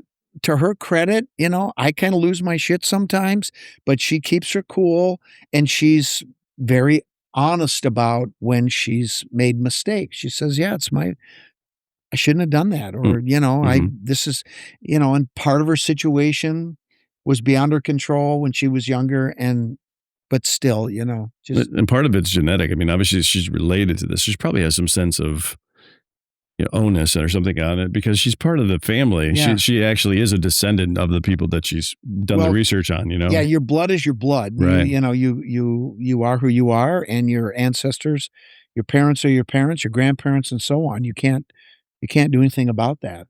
And maybe that's part of the reason why she is an intelligent person, and she did a good job with the translations. And then, my God, we got the Sister Harkin copy. Which is amazing. I wanted to ask you about the Sister Harkin copy. Like how did that come into I understand reading from the book, but from people that would read the book, you go buy the book, by the way, you need to read it and get the whole thing. But when you get into the Sister Harkin, at some point during my reading, I was doing both translations from Diana and Sister Harkin. And at one point I was just like, I'm going to go with Sister Harkin just because it felt better to me. Yeah. I don't know. Maybe it was about my own bias about how I felt about her translation, but it felt more. There were things in her translation. I'll give you an example of one thing that was actually a bigger deal than maybe people think. We're talking about Henry the Builder. This is the third generation of Sinclairs. And he comes over when he's 24, I think, and he meets the knights that were brought over that are still guarding the treasures. They've married with indigenous women. They have kids of their own, grandkids, and they tell him stories about his grandfather that he didn't know, that he never met because he died 4 years before he was born. And the world didn't know that. We did not know that Earl Henry died in 1404. Yeah. But William would go on to build Roslyn Chapel. And when he comes back, I'm paraphrasing, but he says, after meeting with these men and understanding the mission of the covenant and the indigenous people, the whole thing, he says, I resolved to build a chapel. Whereas in Diana's translations, I resolved to build an edifice in stone. And we assume that that's Roslyn. But he says, but Chapel. Sister Harkin's translation is a chapel. Now, you may say to yourself, what the hell's the difference? Well, the difference is the current narrative, historical narrative about Roslyn Chapel is that it was supposed to eventually be a cathedral, a much larger structure. Right. And this was only one part of it. But it sounds like that was its intention all along. Right. And so, I mean, you can take that for what it's worth, but I do think that's important. That's a question that has now been answered. And and I tend to agree with you. I really like Sister Harkin's translations. And as I mentioned in the book, you're talking about one set of translations that happened from somebody using modern the internet, right? Mm-hmm. Google translation programs, and you're talking about somebody else in 1885 who was formally trained in Latin um, by the church, Right. educated within the church. So I kind of lean towards her too. Yeah, I did just because it felt closer to Yeah, what the actual text was, right. or the truth, I guess. But the thing about it was, I remember when we got that copy, I said to myself, well, okay, if Diana has her translation that was done with the internet translation programs, and we have a person who did it that was actually trained in Latin, they better not be identical. I mean, Right. I didn't know that, but I Right. just in my mind and in my heart, I go, they can't be the same. They can't. Right. I mean, it's going to be the same story, but it It can't better be not word for be word word for word. Yeah. Yeah. Because then we And just it wasn't. yeah. It Yeah. really wasn't even close. Mm-mm. No, but the context I think fit better to the story. I agree. The story, because I mean you could read it in one way, and but the context from the Latin seemed to make more sense. The only thing we didn't get from her was she had mentioned that she was going to do the Old English, but in the copy we have, we didn't have that. Right. Now we know that is a copy of Right. what she did, and maybe the person that copied it, they said the girlfriend of, his dad or whatever. Maybe she just missed the Old English, Sure. but I was kind of looking for that too. But Doesn't mean it can't be out there somewhere. well, might be. Well, exactly, Yeah. exactly. But you know what? I think we have to look at the cup being half full and not worry Yeah. about. Even the cup at What half we full is missed. an amazing story. I mean, and I don't take offense in this when I say that, but even if this is complete 100% bullshit, it's an amazing story. It is no. No, It's seriously. an amazing story, and you know how I worded my conclusion. Yeah. I said it's more likely real than not, Right. and but I feel really strongly and confident in the analysis. And I really do think this is what happened. And the reason is, and you don't know this yet, Oh yeah. I'm just finishing the next book on Cremona document material. Which is amazing. And that stuff, we don't have a Diana problem. Right. We have a Bill Jackson problem because Bill's dead, but I feel like I know him, and I feel like I know Dan Spartan, and I certainly know Don, who we're going to see day after tomorrow. Nice. So was this what part of the presentation you gave at High Council? Yes. Okay. Yeah, I talked a little bit about the Cremona document material. I talked about Don. You remember I showed that picture of he and I, and Janet was actually there. Wow. But I took a selfie of Don and I, and asked him, is there anyone left? And then he poo-pooed McMaster's, and McMaster's turned out to have the map to the scroll. So just a little teaser for this book coming out so people can prepare. You might want to tell people a little bit about what it is or what you can. Well, no, I'm happy. I talk quite a bit about the Cremona document. Actually, Don and I changed the name. It's actually been called different things over time, and even in modern history, when Bill Jackson got the document, they called it the De Leon file for a while, and that was based on the Templar knight that married Altamara, Leon, Ponce de Leon. Not that Ponce de Leon. It must have been an ancestor, but in any case, it was a document that a guy by the name of Bill Jackson, who was our friend Don Rue's best friend, they grew up in New York City together, and eventually Bill Jackson served in the Korean War, and when he got out, he joined the agency in 1962 that Don had joined when Dan Spartan started the company in 1961. And then in 1968, and basically what they did at this company, they were private enterprise.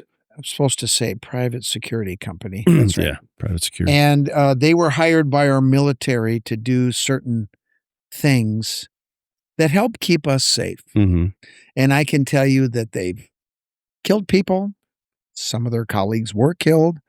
A lot of it was very dangerous work. And in my mind, these guys are heroes, really, because I think I told you guys during COVID, Don sent me an envelope that had 100 pages with top secret on the top of the pages. And I called Don. I said, what the hell is this? And he said in his voice, he said, you read the material, you don't make copies, you send it back, you get the next batch. Was that amazing stuff in there? Amazing, huh? Yeah. How long? What's the time frame? 500 pages. Well, this was all the missions that they did starting in 1961 through 1994 when they finally dissolved the company, which happened to be the same year that Bill Jackson realized he was dying of arterial sclerosis and Parkinson's disease. But he was a medical doctor. So it was then that he sold this document that he had purchased in Rome back in 1971. And we're only in the last several years have realized what he actually did with that material, which is incredible. But what the Cremona document he bought in Rome belonged to, at that time, a family named Benvenuto. And they were going to donate it to the Vatican, but he ended up getting to them first. He bought it. And then he chased down as much of the material as he could. And like I said, we haven't fully realized everything that he did until recently, now that we're getting everything. Wow. And the story just keeps getting more and more incredible. But what he did was he sold a certain amount of the material to the Vatican in 1994. But what he never told anybody was that he pulled out the most important parts and he disseminated them to his colleagues in the agency with strict instructions that upon their deaths, this material would go to Don Rue. And there was one letter in the John Drake estate that where Bill Jackson writes a letter and he says, I would leave this material to my best friend, Don Rue, because he was the only one that took my research seriously. I can't remember what else he said. I'm drawing a blank now, but he basically, and he took my research seriously and he was my best friend. And, the other thing that we talk about is that Don never married, never had kids. So there's no family. And he was always available to go on these expeditions with Bill. And Don says, and he always said the magic words, I'll pay. Okay. So were they Freemasons? Were they members of the fraternity? I've asked him that. I know that Jackson's father was a Mason. Okay. But Don says that he wasn't, but I'm not totally convinced of that. What state was he in? New York. I bet you can call the Grand Lodge and they would have the archives of it. It gets a little complicated, brother. Okay. And I'll tell you why. Bill's father was originally from Ireland, and back in the 20s and 30s, he immigrated here to the States.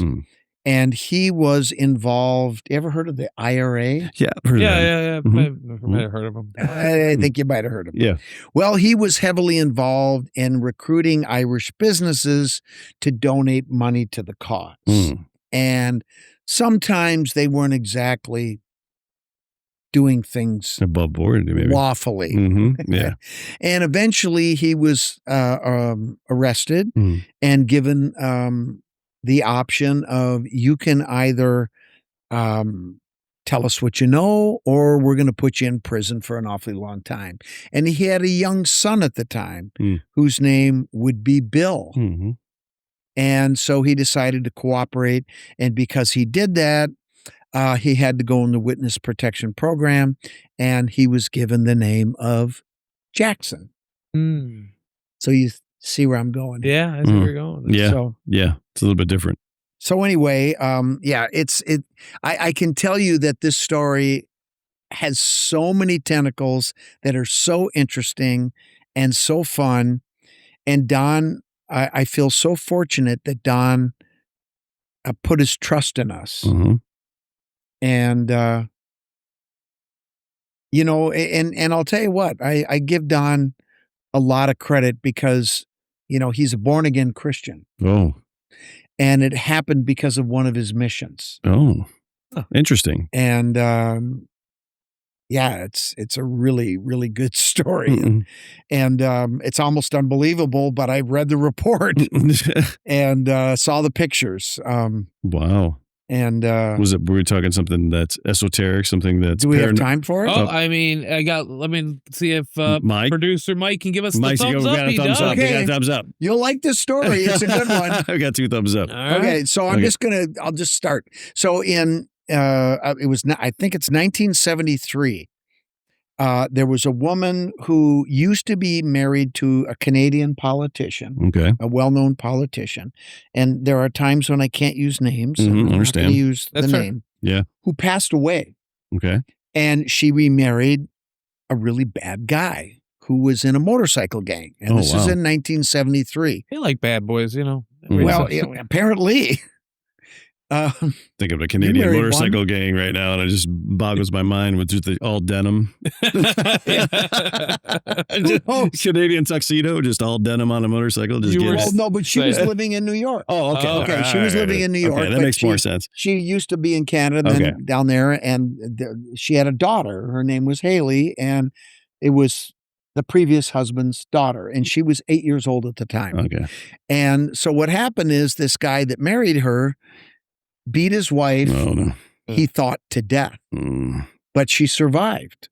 And she had some brain damage, but she actually recovered. She was okay eventually. But when they got to her, she was near death, and she identified the guy, and he kidnapped the daughter. Oh, no. And so all of a sudden, law enforcement, and this became like, because she had been married to an international politician, it was not just everyday cops, Right. The State Department got involved. But in any case, what happened was they looked into everything, and they learned that the bad guy had a father who had a cabin out in the Catskill Mountains. So somebody made a call with the military to Dan Spartan and said, can you send your guys out to recon this cabin and see if there's anything going on there? Right. They had flown a helicopter over, and they saw motorcycles parked. So they thought this might be them. And it was. So anyway, Don and Bill Jackson, John Drake, and I forget the fourth guy's name. He was the guy that carried the sawed-off shotgun, because I read about him in the reports a few times. Anyway, so they show up, and what they were told to do was to find out if they were there, if the girl was there, and what her condition was, and then get out of there and let law enforcement take over. So they went there, and it was, they were there, and they had taken all of her clothes off and tied her to a tree with chains. And what the plan was to kill her, because in his mind, he had killed his wife and she was the only heir. So for whatever reason, they didn't want any sign of sexual assault or trauma. They were going to leave her outside and let her die of exposure, because in the mountains, it gets cold quick. So Don, and Don's telling the story. The first time he told me the story, I'm like, yeah. Right. This the whole time. So what he did is they waited for them to put out the candle, and he told us all these details. They had to wait 30 minutes after the lights went out before they could do anything, because they just didn't want to alarm them. And so he crawls down, and he realized there's 3 locks on these chains, and Don was the lock picker. He got the first 2 real quick, he said, but the third one he couldn't get, so he has to saw the chain. And he's working on that.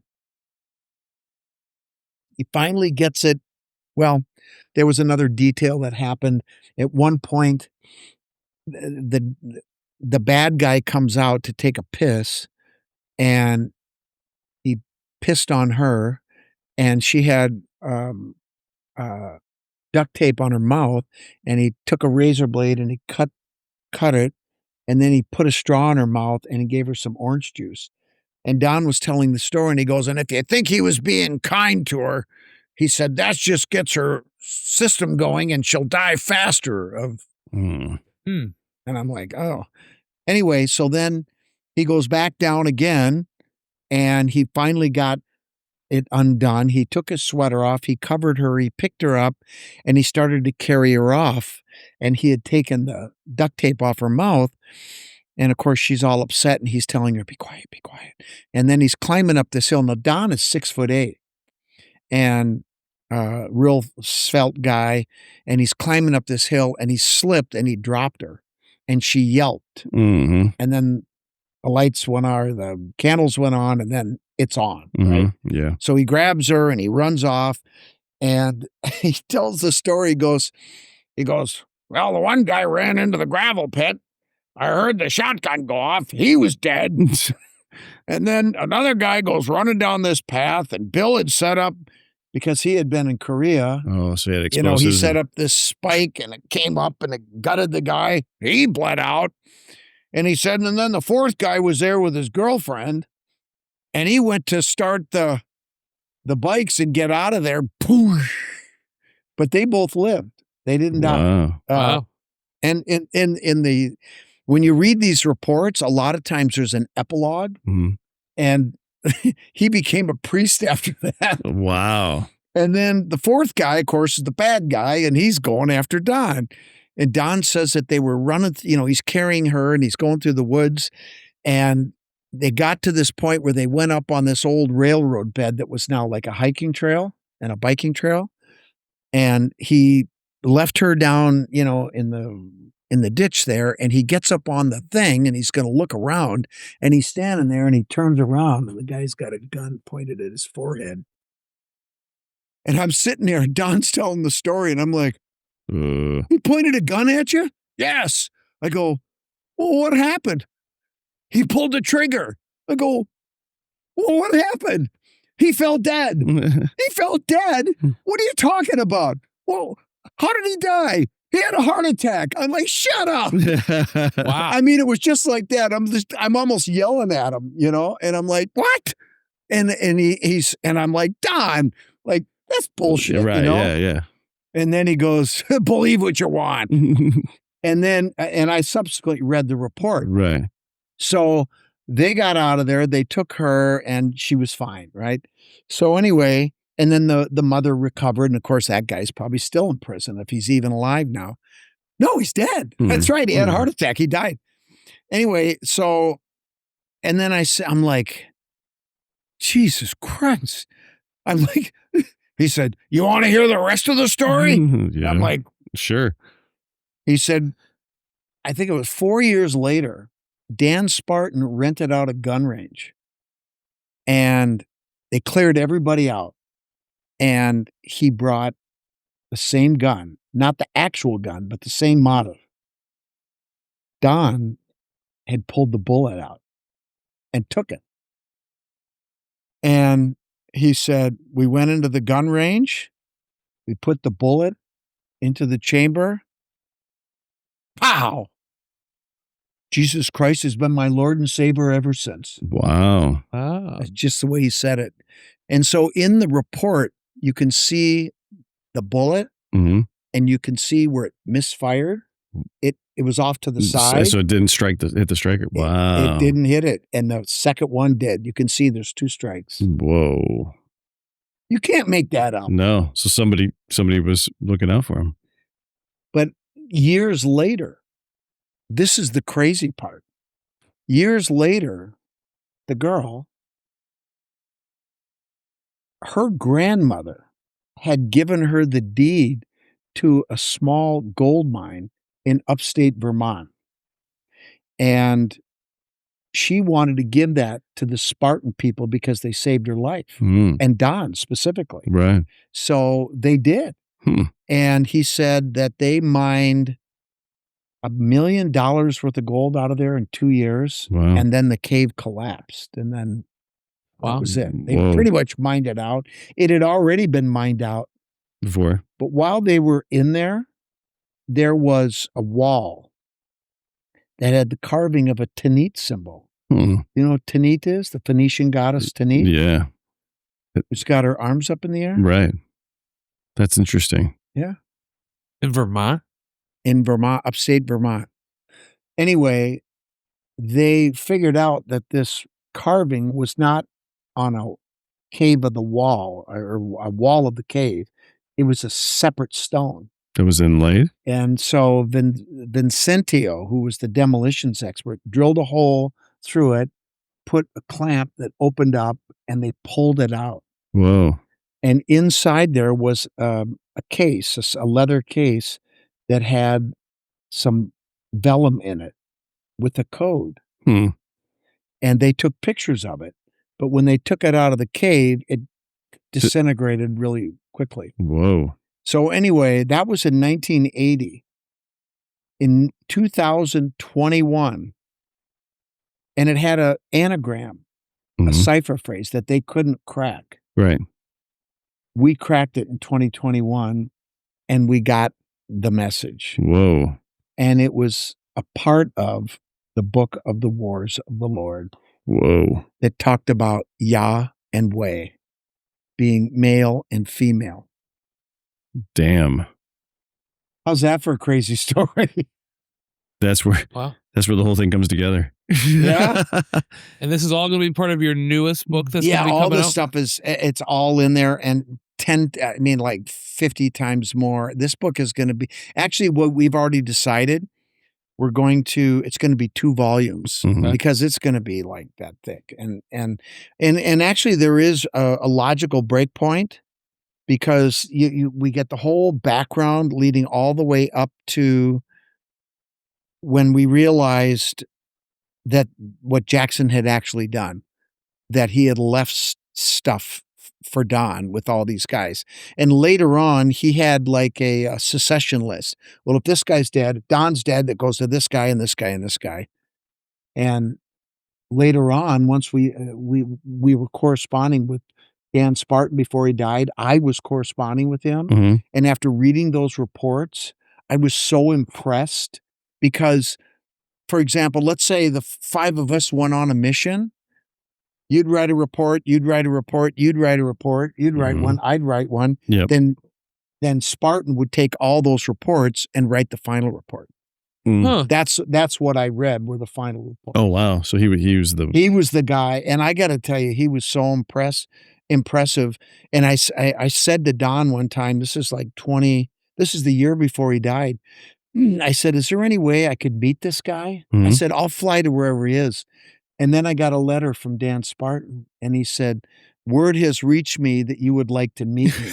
Oh, shit. He said, the man you knew as the man that was known as Dan Spartan died in 1996 when Don helped him fake his death. Whoa.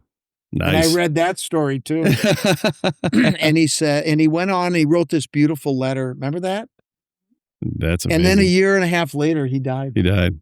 So I never got to meet him. These guys have seen some shit. Oh, God. Yeah. So after I read those 500 pages, I called Don up and I go, Don, I said, this shit's fantastic. This would make a television series. It would be amazing. Yeah. And I go, what are you going to do with this stuff when you pass? He goes, it's going to you. Nice. But he said, you're not going to do anything with that material till I'm dead. Nice. And he's how old now?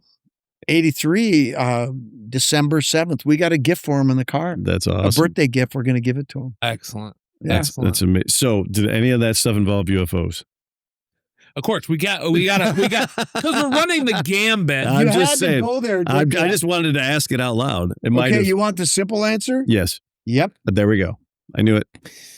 Yes, it does. It does. Oh, yeah. I'm sure those guys probably had a hand in part of that. Well, let's just put it this way. As we got into the later messages, well, no, the remember I told you about the page that was folded that we never paid attention to? Yeah. It was there the whole time. And that was why Jackson sold it to the Vatican, because they did not want that to get out. So that's why the Vatican was interested and would pay for it. And also the goddess is omnipresent in that document, and they didn't want that to get out either. Right. Well, you've seen my lecture, right? Yeah. Remember how else do you interpret that? It's the goddess. I mean, and then did a silver beast with wings like a bird descend from the clouds? What the hell is that? A UFO. In my mind, I don't know what else it could be. Well, when I read that, I'm like, no way, don't. Really. What else could it be? Mm-hmm. With lightning shooting from it, right? Yeah. It spat lightning bolts and the people of the chariots died, the horses died. But you know something else? And I can't remember where I heard this, but apparently in the Bible somewhere is the story of this lead up to this conflict with the sons of Dan and the Edomites. Mm-hmm. And then there's a big chunk that's missing. Yeah. And then it picks up again. This is that piece that's missing. Oh, wow. The piece of the battle, Yeah. the war. Yeah, but the battle with the goddess running the show and calling out an alien. Gee, I can see where they took that out. That'd probably be something they would pay for. That's something they did pay for. But thanks to Bill, he left the photos. That's amazing. The thing that got me too was, this is an aside, but it's kind of connected, was that the Templar treasure that we all know and think of, you think of gold and diamonds and jewels, but there was more than that. Way more than that. There were potential actual bones of. That doesn't surprise me at all. It doesn't. You mean relics? Are you talking We're talking about biological relics? Yes. Well, I'll tell you what. Wait till we get into the Cremona document. Holy crap! Some biological things connected. Really? One of my close friends who's in the field asked me to ask you if that team, the team that you're aware of, Don's team and everybody, were ever charged with retrieving biologics. Well, I will tell you, it's not written in any documents, but if I told you the whole story, you would agree with me that, yes, they were dealing. Jackson was. I don't believe Don was. Okay. Jackson was for sure. Got it. Yeah. There's a thread that's running. I mean, I basically got shut down, shadow banned. You talk about trolls and everything got shut down, but I started doing research and public research about DNA. I'm going to talk about DNA and DNA in connection to the phenomenon and how there's some high level connections in the government and public research into currently, I'm just going to call them out. I don't care. Gary Nolan, Kit Green, some of the guys that are part of the whole Arrow program and the new disclosure movement have been for years asking for people's blood that have had experiences with the phenomenon. So like UFOs. When you say phenomenon, what do you mean? Do you mean like abductions or abductions, UFOs, entities, balls of lights, things like that? Conscious interactions with things not of this world, not human intelligence, right? So if you've had any interaction with it, they're very interested in your DNA. And this is one of the things, like and all I did was repost a clip of another podcast that a guy named Andrew Razowitz had was on James Indoli's podcast called Engaging the Phenomenon, who said, hey, Gary Nolan wanted my DNA. So I posted that. Tom DeLonge reposted it, and it had like 10 million views. And I got a call from Gary Nolan, said, take that shit down. And I'm like, why? I didn't say it. It was this guy named Andrew. He's like, yeah, take it down. We're not doing it. And then I got completely shadow banned. Like I got, now views, like you don't find me anywhere online anymore because of all this. So I started talking to Andrew and I dug into it more. And basically what they're trying to do, and they've kind of been successful with Dean Radin and Dr. Dean Radin, a couple other people, was they want to figure out how they can turn the phenomenon on or off in normal people. So they've created basically a nasal spray now. It's because it passes the blood-brain barrier based on all the research they've done, that you do this and for a set amount of time, you become basically super psychic. Super psychic. Yeah. So basically all the things that you can do interact with phenomenon, you can. Really? Yes. So they've done that because based on my research, is they want to be able to sell that to the military industrial complex. So think about a group of special ops guys that are all completely telepathic. You don't need comms. You don't need anything. Super soldiers That are super psychic as well, right? Well, they used to do remote viewing and then MK Ultra and all this stuff. And so really right. appreciate us getting shadow banned here on All Square Podcast. Just passing that along with us. Mike's going to love that. Buy this book. Buy this book and get shadow banned. It's going to be great. It's going to be amazing. But that's what really shut me down. So the whole, like, it's a real thing. Dean Radin was like, he's you know, is a paranormal a doctor. He's amazing. He came out on a podcast like 3 months ago now. Probably was like, this is what we're doing. If something happens to me, this is where we're going. And this is what happens in research. And this is a guy who's been in the field for 30, 40 years. Okay.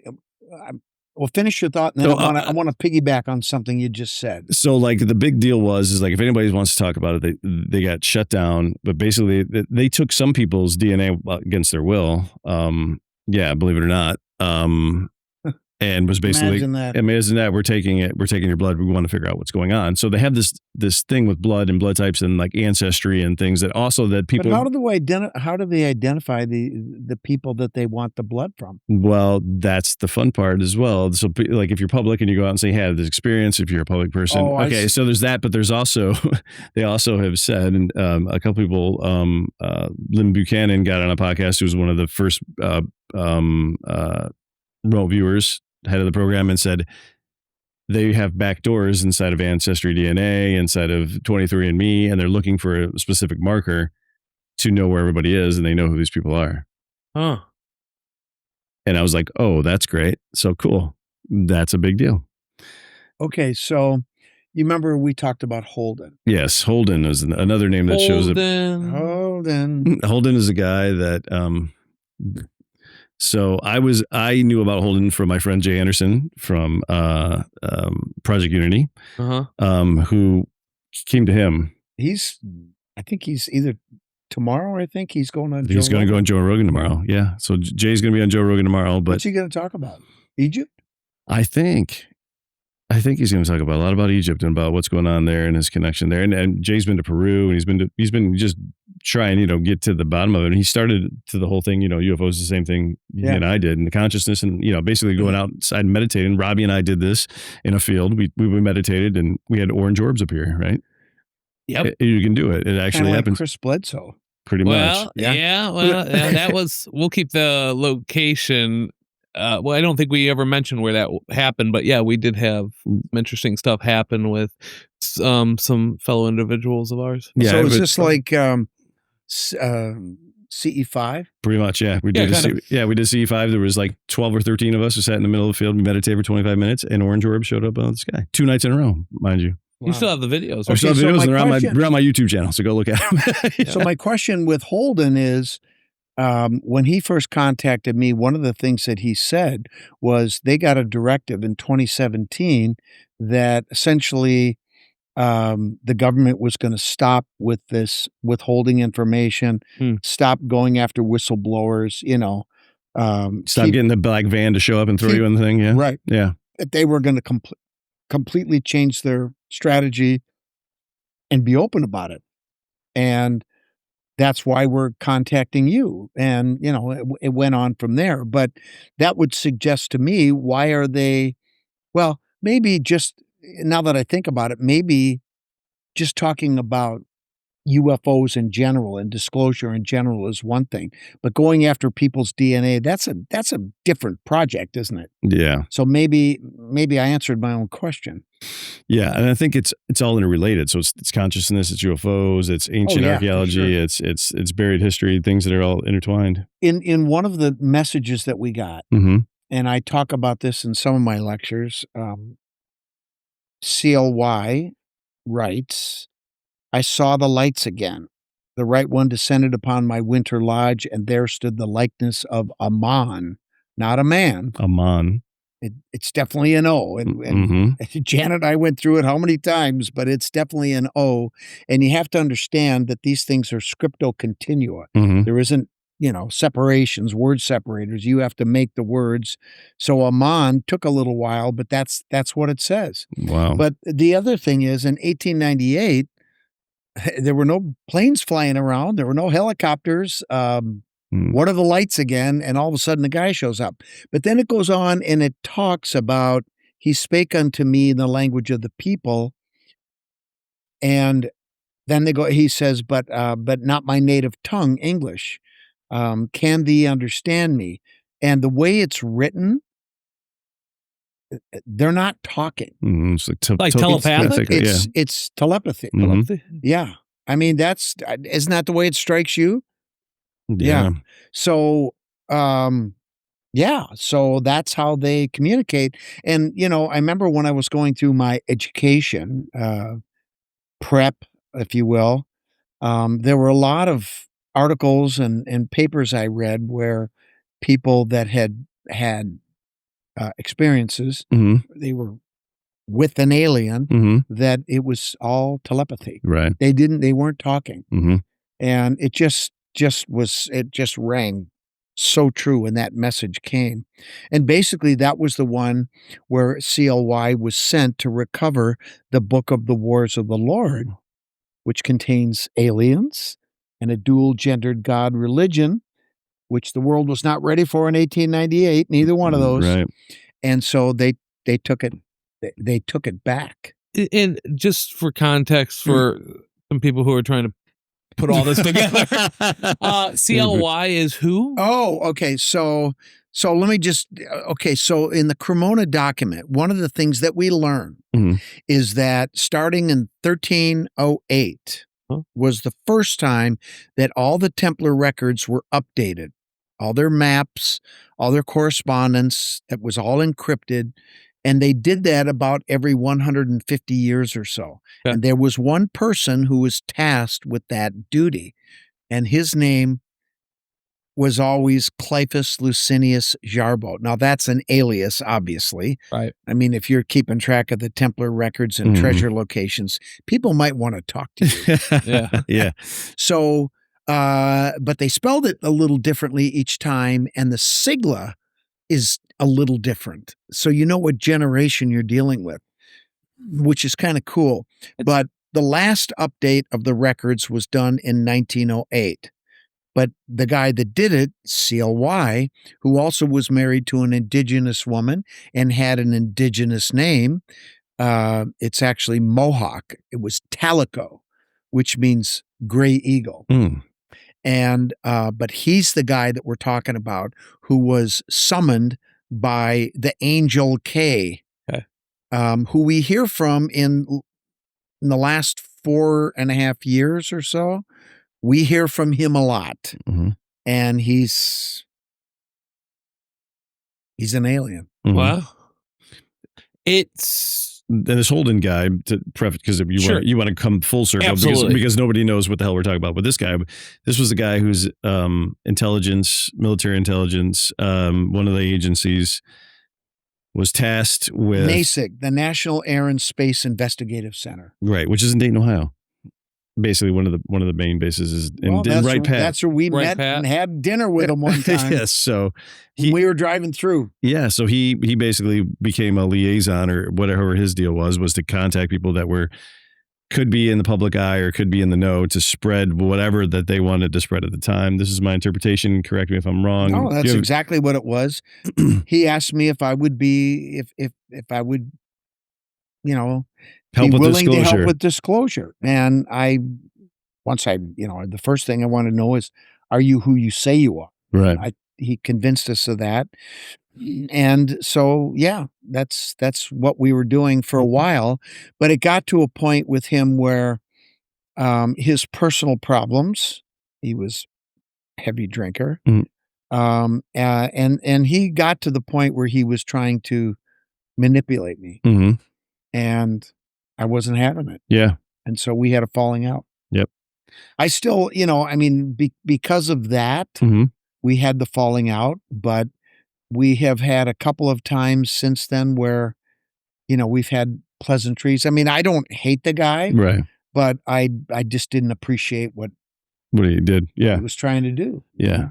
And it seems like that's been the MO from the IC since forever, is just give you all the stuff that you need to know, get whatever I need to get out there. And then you could make the argument that was manipulation too, but I was complicit in it from the standpoint that, okay, if this is real, um, then, and the message is going to be helpful, at the end of the day to humanity, then I'm all in. Right. Of course.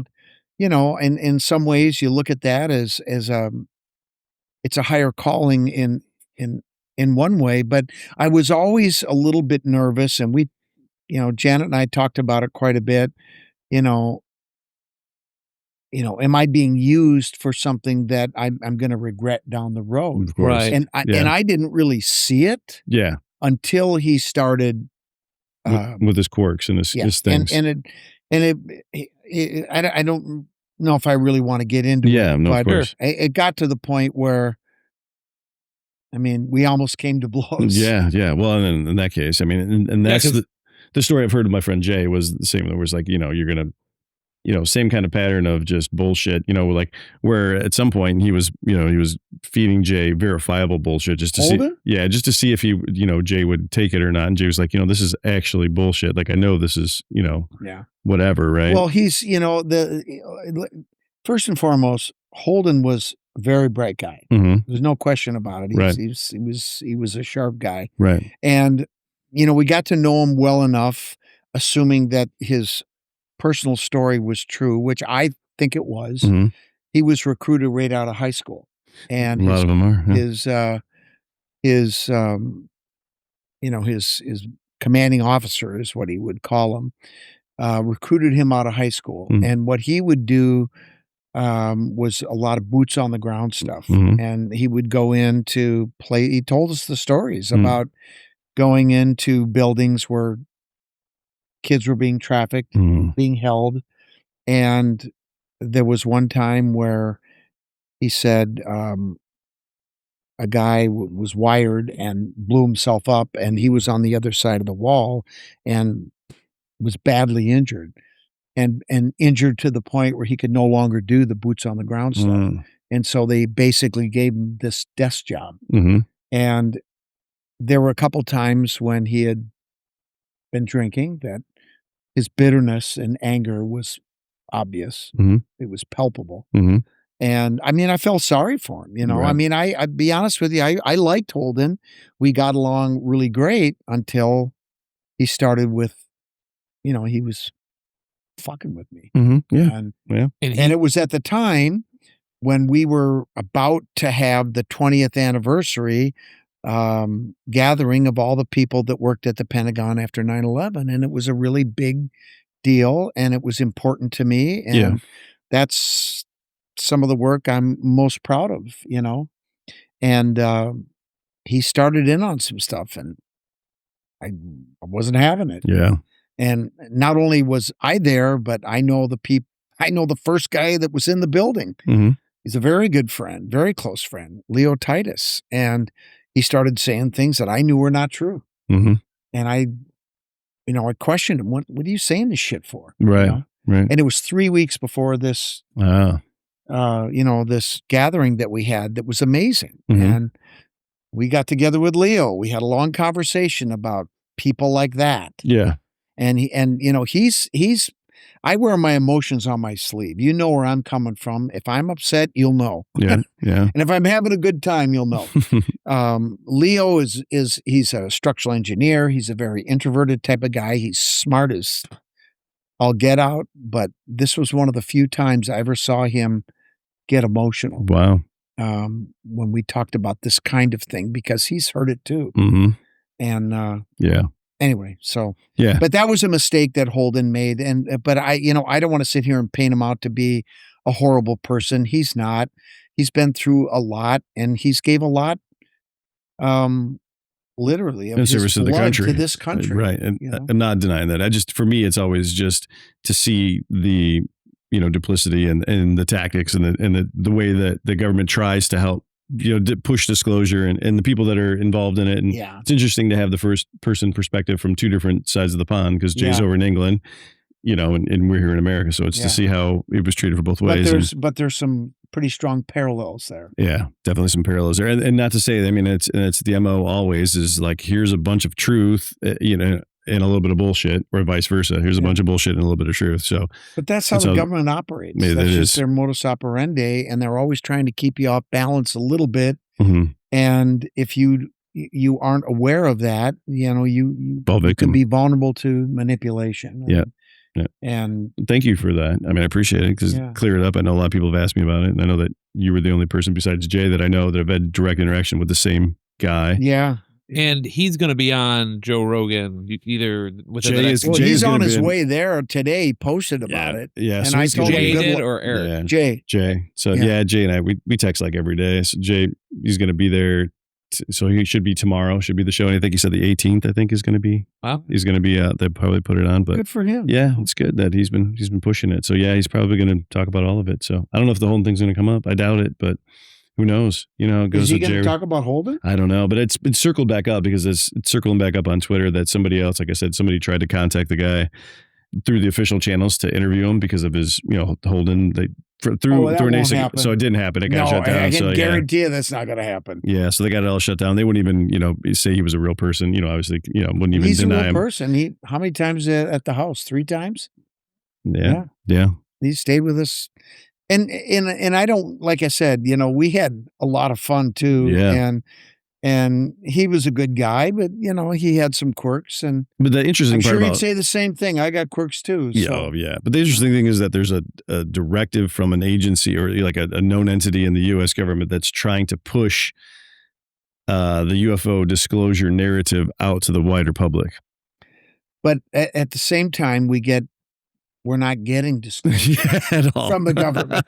It's always the same thing. It's always the intelligence agents that come a former intelligence going to tell you all about it. And I don't know what's the end game. I don't understand what the end game is. I don't think there is one. Look, we know that there are extraterrestrials. We know they've been here for a long time. Yeah. And you don't have to worry about them. If they wanted to kill us, we'd be dead. Yeah. So, I'm just talking to the everyday person. Of course. I mean, there's a hell of a lot more to it than that. It's a lot more complicated than that. But at the end of the day, it's also that simple. It is. And there's nothing to fear. And it's exciting. It's kind of nice to know that we're not the only ones here. My favorite show of all time is Star Trek. And, Gene Roddenberry was a brother. Yep. And he was very connected and had some information. Well, and don't think that the government didn't have a say yes. in those episodes, but the way that they were written was so beautiful, and you watch them today and they still hold up. Yeah. And they're still relevant. William Shatner, he's the cockiest dude ever, but I think he's amazing. Yeah. I love him as Captain Kirk. We kind of the future we want, really. I mean, cool to find out that there was, other brothers Masons on other planets. Oh yeah, I mean that would be phenomenal. Like this. Why wouldn't they? I mean, we call it the human experience, but it's experience of life, and so I don't know if I don't think Masonry is reserved for humans necessarily. Just humans. Yeah. It's an enlightenment movement. Yeah. That's what it is. They learn, they grow, they make mistakes. I assume they have families, and they're probably not that much different. No. We just took it way different. So if you guys got to this point in the podcast and you're still here, how did we get here? It's my amazing. That's why I'm the co-host. Yeah, that's what you get. Exactly. That's why we put you on in the middle between us. The road between two thorns. That's right. Listen, we are already hit over 2 hours. Yes. This has been incredible. This has been fun as hell, man. Yeah. Man, I want to get your wife on talking. You guys got an open invitation to All Square. All right. Me and John love working together. Yeah. You're always in my pocket, obviously. Well, doors always open. What are some links and some upcoming things that you want people to be aware of? Well, this book is amazing. Go get this book. I'm going to be doing the Matt Bell show on the 28th of January. I'm looking forward to that. And on the way down, we're going to be meeting with our good friend Randall Carlson, spending a few days with him and recording some content. And love to get him on the show. Yeah. I'll mention it to him. We'll Brother mention Randall, it to him. Tell him we said hello. Well, I'll get to the website. And by the way, if people are interested, this book doesn't officially launch until February 10th. Cool. Oh, So then you can't buy it on Amazon yet. The only place you can buy it is on my website, which is scottfwolter.com. And I sign and personalize every copy. yes. Thank you. brother. And so if you're interested in that, check it out. And what else have we got going? There's a lot of things that are in the hopper. If you haven't seen it, I want you to, I encourage people to watch on Gaia, our show with brother Tim Hogan, who co-hosted with me, Mysteries of the Knights Templar. Amazing There's series. a very good chance we'll be doing a season 2. Oh, great. So that's coming. My blog, if people want to interact with me, I've got every episode of America Unearthed I wrote a blog for. I don't blog on there as much as I used to, but there's still some great content on there. I will answer every question.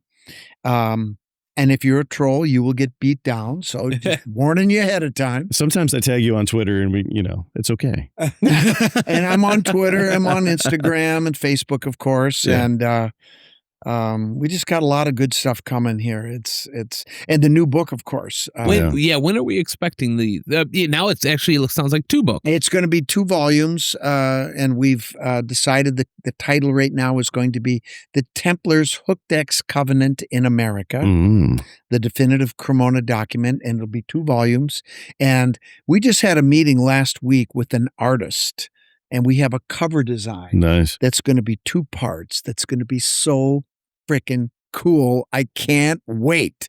And one more thing I want to tell you about the Cremona document that we really have not said anything about. Uh-oh. We got exclusive. And that is that some of the coolest and best information is in invisible messages. No way. Really? I'm not kidding you. I mean, in fact, Don told us stories, and there are photographs that you will see in the book.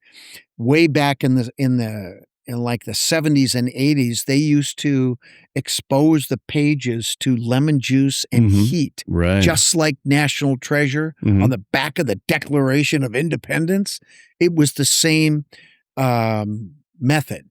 And this method, of course, when we first started seeing these invisible messages that come out with ultraviolet light, black light, they're incredible. And I just said to myself, come on, did that technology exist back in 1908? And the answer is it did. Wow. So anyway, and when you see these pictures of these documents, and then a lot of them we flip over, and on the back are invisible messages. And sometimes they're on the face side where the maps, the drawings, or whatever, and you put the black light, and there's a whole nother layer to it. It's incredible. It's good stuff. Yeah. And the book comes out when?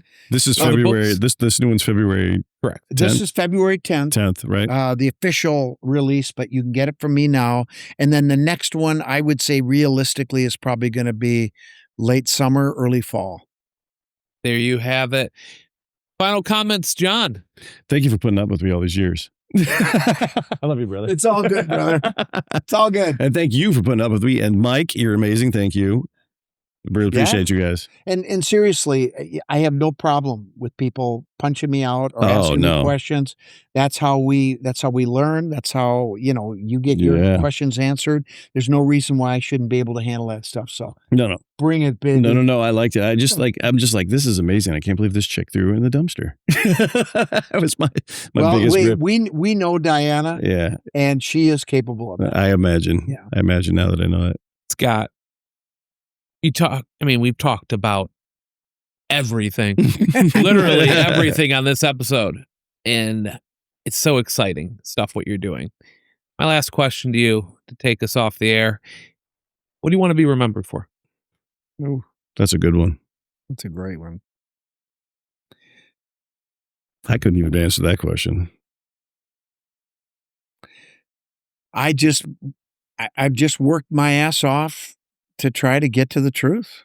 There have been so many amazing mysteries and questions that I've been privileged to ponder and work on, and I just want to get to the truth. And I think for the most part, we've done a decent job. So I just hope people remember that that's what I tried to do. That's my brother, Scott Wolter, with My other brother, Jon Majerowski, host of UFOs on the Level podcast. Check it out. I'm R.L. Franks, and you are all square. Thank you. Thank you, brother. Love you guys.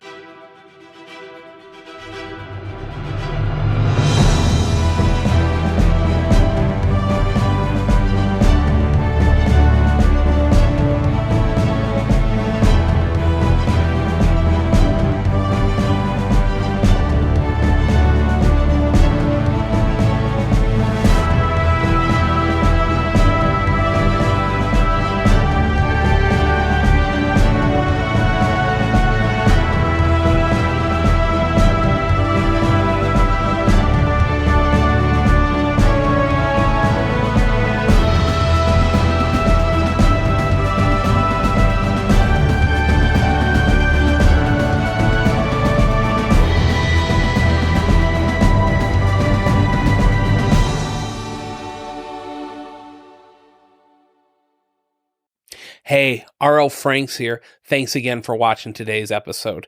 Don't forget to like and subscribe.